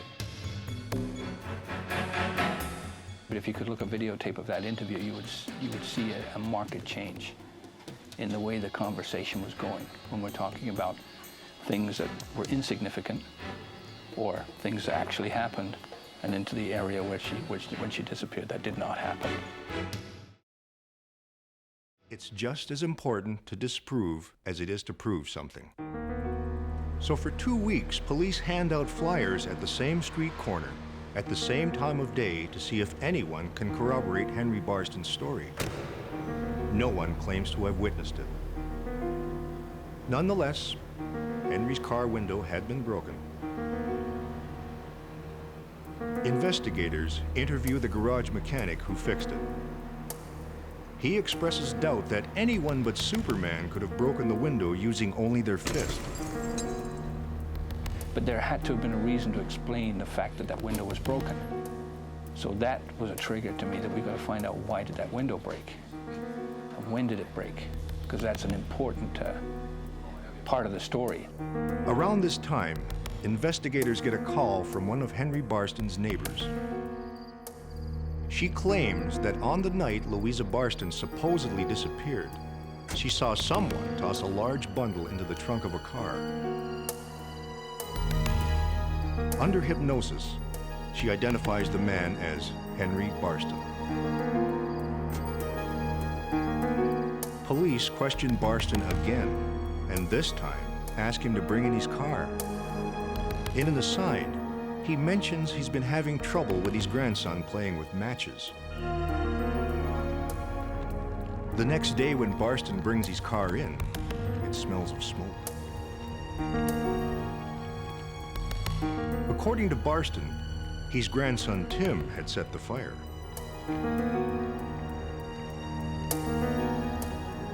Police question Tim, who tells them he had promised his grandmother he'd never play with matches. We were able to seize the car, and our examination of the car, we found that there was a deliberate attempt to burn the car. It wasn't damaged that badly. We found a makeshift wick stuffed in the back seat, and it obviously appeared that whoever set the fire wanted the fire to burn into the trunk, because the curled up piece of paper led into the trunk. So that sort of zeroed our attention to the trunk. At the Center of Forensic Sciences, the entire trunk lid is removed and brought into the lab to be examined. The trunk had been scrubbed clean, but using special lighting, Keith Kelder finds specks of blood not visible to the naked eye against the maroon paint. He collects the minute droplets and sends them upstairs to Pam Newell. She has already received samples of the leg's bone and deep muscle tissue from Dr. King to determine its DNA.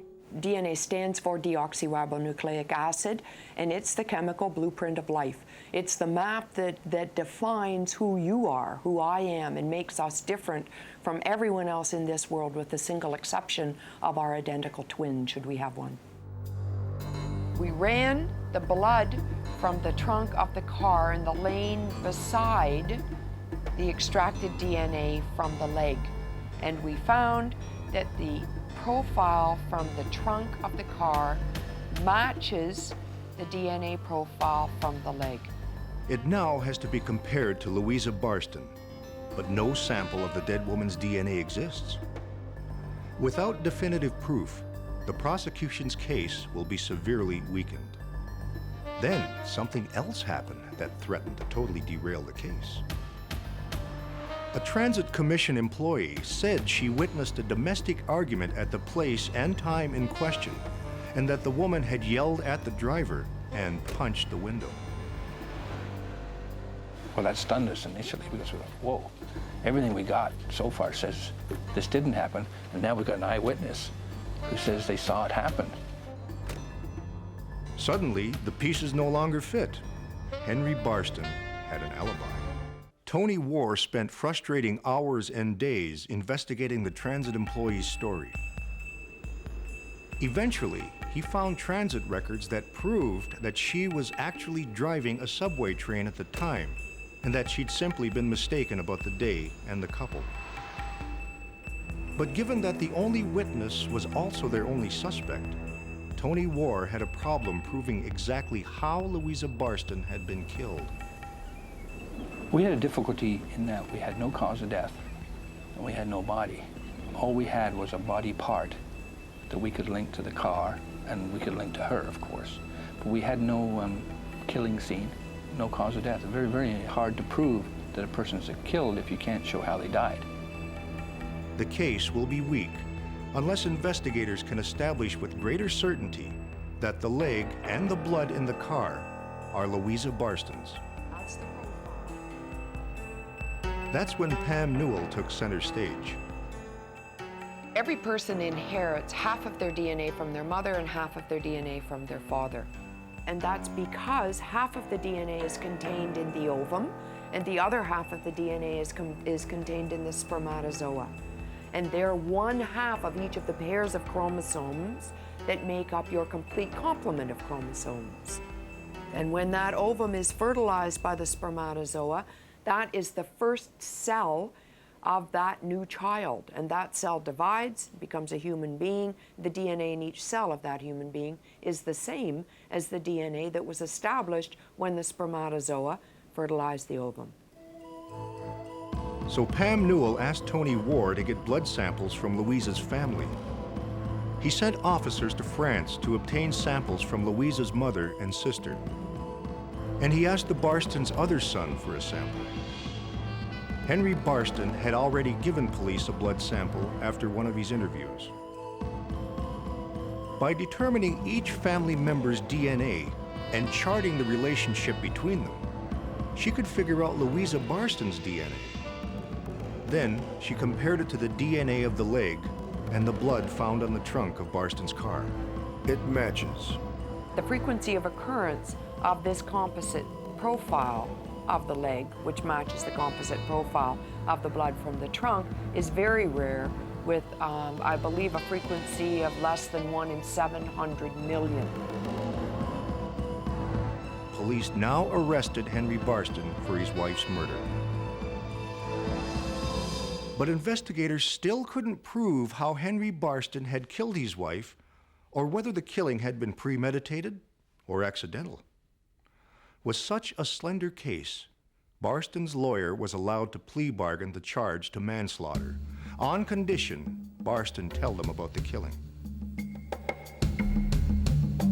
They had argued about Tim's bedwetting. He tried to walk away, but she was in his face and he was next to his service revolver.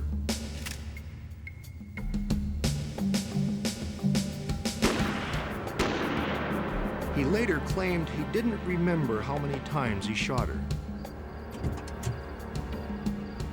He cut her up with a hacksaw, then put plastic down in the trunk.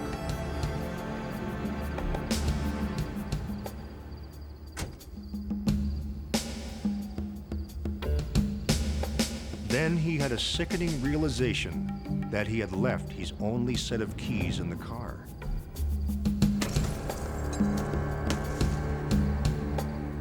Now Tony Warr had an explanation for the window.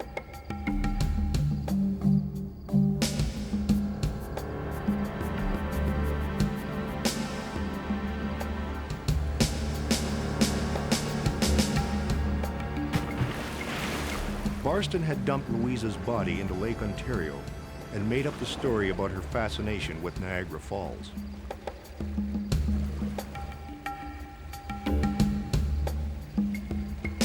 And there's no way of knowing whether that's what actually happened or if some other series of events occurred that resulted in the same end. Henry Barston had allegedly said he would rather spend 5 years in jail than 15 years married to his wife. He was sentenced to 10 years in jail. He got out in 4. It's been my experience when investigating police officers that are not good at it, because they're used to having their word accepted. They're used to having, whatever they relate accepted, and they're not that good at covering their tracks. As in many crimes, Louisa Barston wasn't the only victim. Tim has been passed around among relatives in foster homes. They lost a son tragically a number of years ago, and I don't think that their relationship recovered from that.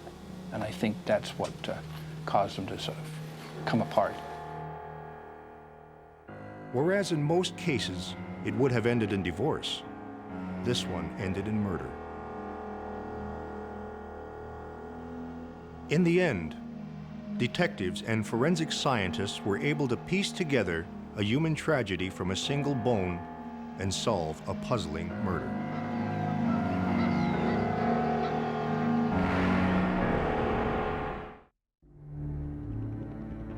Enter the world of forensic science, the science of crime, where a suspect's guilt or innocence can hang on a single piece of evidence.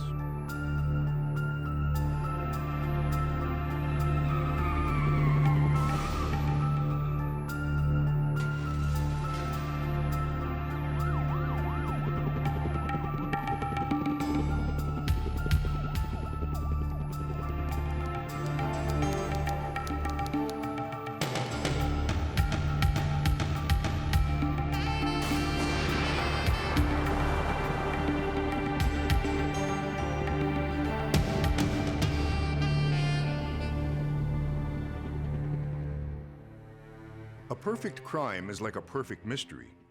Only the criminal, the mastermind, knows how it was done.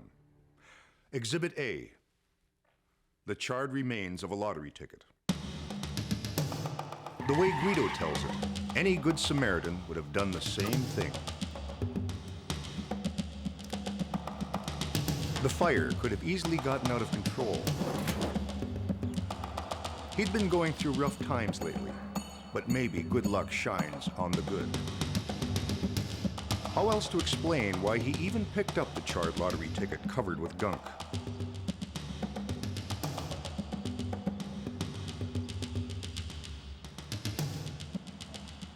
It was from a draw 2 months earlier. When he got home, out of curiosity, he checked the winning numbers in old newspapers.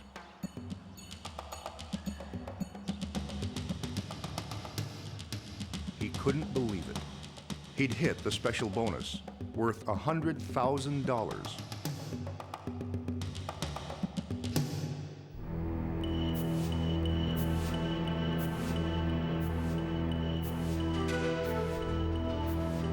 But when Guido goes to collect his prize, the woman in charge, Louise Ng, is suspicious. She asks him why the ticket is damaged. He explains how he found it, and adds, maybe the original owner threw it out, not realizing he could still make out the bonus number. She tells Guido they'll have to check out the ticket and get back to him. How long will it take? She says about a week. He has no choice but to wait. The Lottery Corporation wants to know if the ticket has been altered, changed, or transformed in any way. So they send it to the company that printed it, which in turn sends it to their head office in Atlanta. The Atlanta company has their lab examine the ticket and sends back a letter stating they have no reason to suspect it isn't authentic. But when Guido comes back, Louise Ng still won't release the prize money. She's one of those bureaucrats who treats the money as if it's their own. Guido feels it's unfair, but what can he do? After he leaves, she takes it upon herself to call the anti-racket squad. Looking into Guido's past, investigators find he has a clean record. He's never been in trouble. His foreman and other workers say he's a straight-up guy. One of their officers hand delivers the ticket to the Center of Forensic Sciences. The documents section examines any kind of writings, whether by hand or by machine, in which authenticity is in question. This can include numbers, letters, drawings, everything from wills and passports to credit cards and diplomas, and even the graffiti on a bathroom wall. I was presented with this ticket and it was covered, the whole ticket actually, not this area up here, but particularly this suspect area around the number. I was asked, was this number in any way changed or altered? Were any of the numbers what they should not be? And I looked at it under the microscope and I couldn't get a good look at any of these digits. So I asked for permission to remove the obliterating material. It was kind of, it was a thick acrylic type stuff and a lot of dirt, pebbles and stones was in this whole area here. Dawson sends the ticket to the chemistry section. I think the main reason why the other labs didn't want to do the work because it's delicate and they were afraid, well, we might damage the ticket ourselves, and then the lottery corporation would not have any other choice, but to pay out.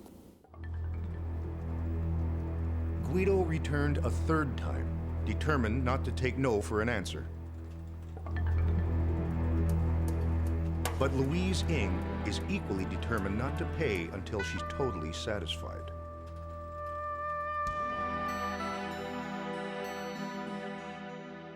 Steve Pausak put the gunk-covered ticket under a stereo microscope. But like many other discoveries in science, he was about to be aided by luck. As he goes to adjust the focus, his hand momentarily moves in front of one of the two lights, creating a one-sided beam. In that instant, he notices a thin line next to one of the ones. In order to examine it further, he'll have to remove the glue and gunk covering the ticket. The glue was, at this point, was probably about 1.5 millimeter thick, and it contained at least 2 layers. He uses chloroform to thin the glue.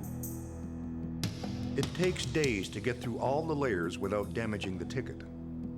Finally, he can clearly see a little piece of paper stuck onto the main body of the ticket. The two ones are next to each other. They have slightly different fonts, one of the ones having been cut from another ticket. When I realized eventually from the moment I seen this sharp line close to the digit 1, I was convinced at that moment that it's forged. Guido had played the lottery and missed $100,000 by one number. Over the next weeks, he experimented with cutting and gluing pieces of tickets together, burning them in a controlled way, and camouflaging them with layers of glue and gunk. Then he made up the story about the fire. The fellow who did this alteration was very careful. I mean, that's a very delicate cut. He never went through the entire thickness of this lottery ticket. He only got the surface. So, I mean, this was a very delicate cut that he would have had to have made in there, and must have had a microscope and a very sharp razor blade to do it, and then to peel it back very, very carefully.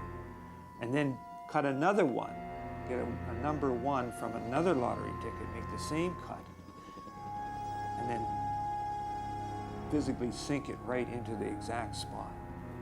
It would have been, he did a very precise and careful job. But without all of the glue and the gunk on top, it still would have been quite clear that it had been added. Guido is arrested and charged with conspiring to commit fraud.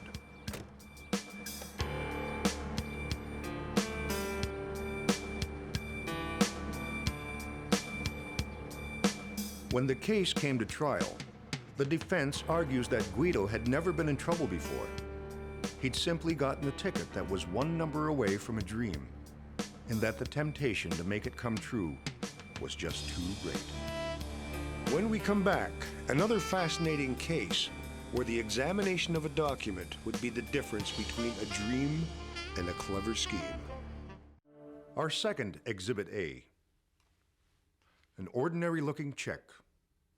It doesn't appear suspicious in any way, and yet it almost succeeded in being the perfect crime. Friday night at a big downtown bank. Just before closing.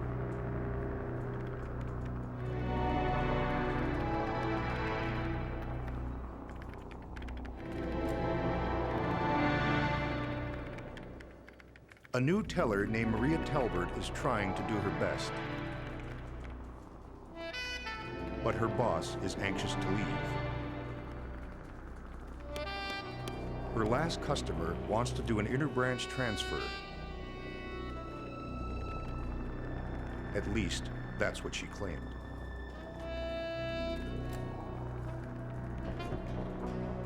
But the following Monday morning, before the bank opens, Maria's boss starts tearing a strip off her. He demands an explanation for the check she left to be processed the previous Friday night. Her ledger has it marked down for $7,106, but the check only reads $106. Maria seems stunned. In a voice choked with emotion, she tries to explain what she remembers about the transaction. He was the last customer of the day, and he wanted to transfer money from his account at another branch into his account at this branch.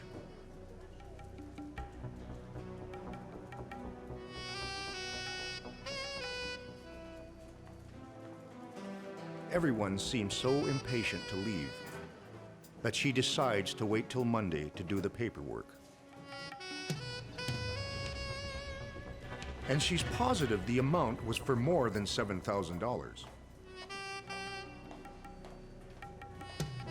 But the check clearly reads $106. The manager thinks that Maria and the customer are in cahoots and that they've stolen the $7,000 difference. It's fraud. But the manager doesn't want trouble, and he knows the bank doesn't want bad publicity. So he makes what he thinks is a generous offer. If Maria immediately tenders her resignation, he won't call in the police. But Maria is indignant. She can't explain it, but she swears she did nothing wrong. She brazenly tells her boss to go right ahead and call in the police.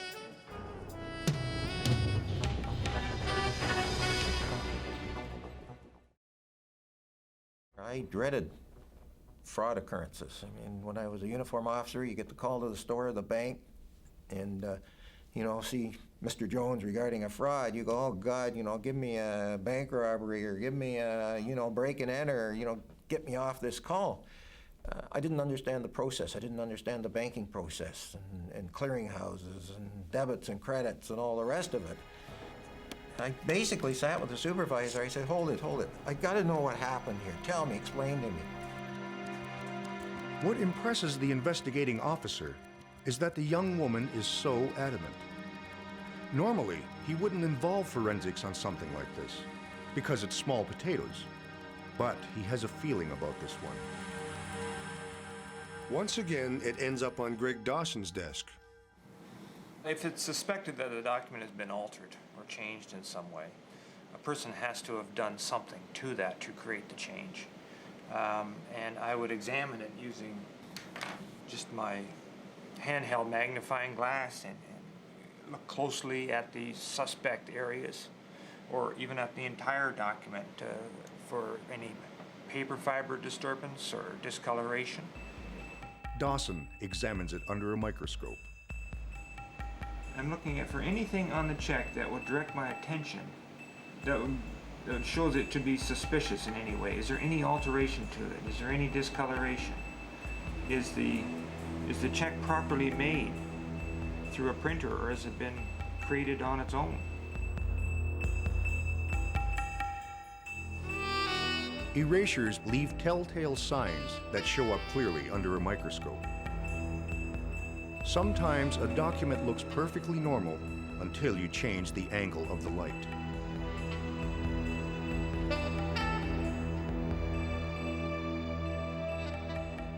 This Exhibit A was subjected to all these tests and nothing. Maybe it's not surprising. I could imagine how you could change this, but how could you alter this to read 7,000? When I went through it and did all these examinations, particularly the physical ones, it was absolutely clean. There's no indication. In fact, I looked at it and thought there's no room to write 7,000 on the amount line of this particular document. And I thought it just seems impossible for that to be. I guess Maria was lying. But wait a sec. Sometimes a document has been altered not by erasing something, but by adding something. Dawson tries one other test. He floods the check with ultraviolet light. And that clearly showed that the 70 was there. And the number 7 was in front. Maria had been telling the truth. The customer, Brian Hennessy, was the thief.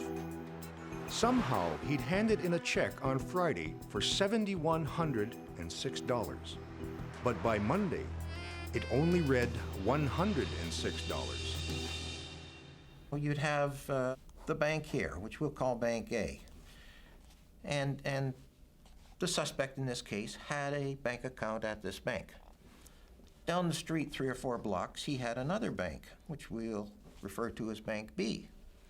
And he also had a bank account at this bank as well. Well, as it was explained to me, he came into this bank on a Friday afternoon and attempted to deposit the check. And the idea was that at the end of the banking day, all the checks would be collected. Now, these would be checks coming in from individuals, deposits made by businesses, and so on. They go to what they refer to as the clearinghouse. And there the checks are sorted out and then sent on to the various banks. So the idea was that he would deposit his check to this bank for $7,106. But by the time the check ended back up here, it was only $106. And to make it absolutely perfect, the bank would have routinely returned the canceled check, so Hennessy could have destroyed the only evidence. Who knows how many times Hennessy had worked this before? What foiled it this time was Maria, unsure of how to process the check. She held on to it until Monday. Now, all police have to do is nab Hennessy and charge him with fraud, right? They can easily prove the check had been altered. The question is, how? Because any decent defense lawyer could claim that an ordinary guy like Hennessy couldn't possibly have the skill to magically alter the numbers on a check between Friday night and Monday morning. I know that all indelible inks, there's nothing you can add to them to make them disappear on their own, particularly with not leaving a trace. Now, you can bleach ink out, but this is safety paper on a check, and it's designed to show any kind of change or alteration to it. It's quite readily evident. Forensic science would have to figure out exactly how he'd done it, and it wasn't going to be easy. Dawson started with the premise that Hennessy had made his own ink. You're probably thinking, how hard can it be to make ink? I mean, ink is just blue stuff, right?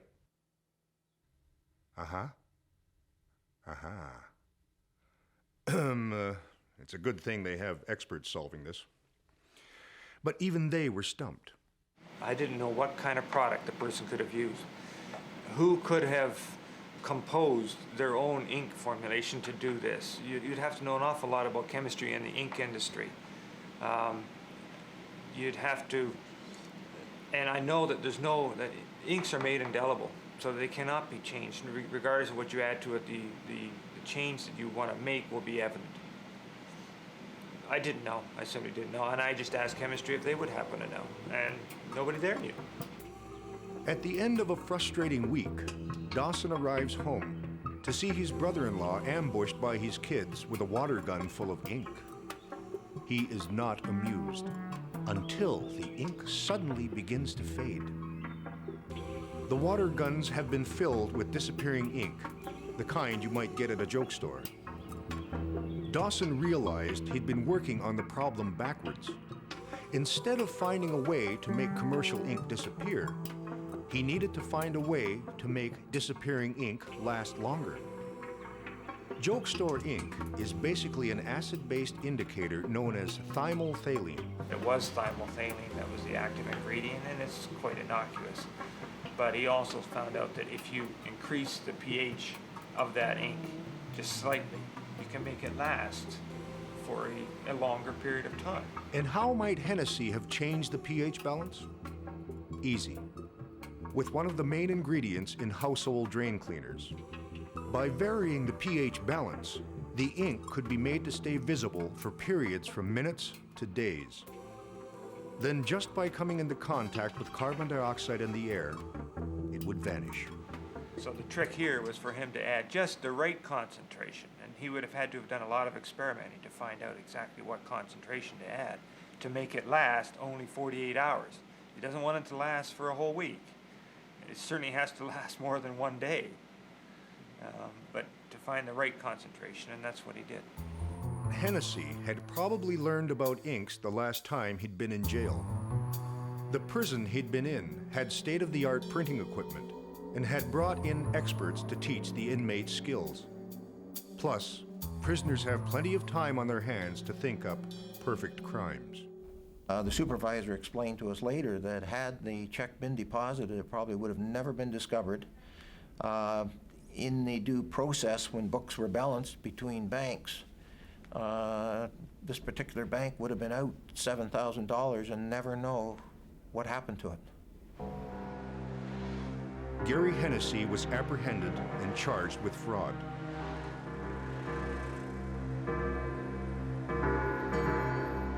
At his trial, Hennessy pleaded guilty, no contest, and was sentenced to 2 years less a day.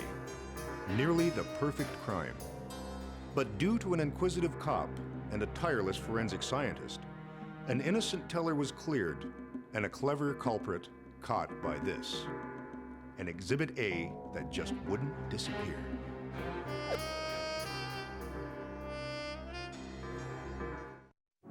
The stories in Exhibit A are based on actual cases.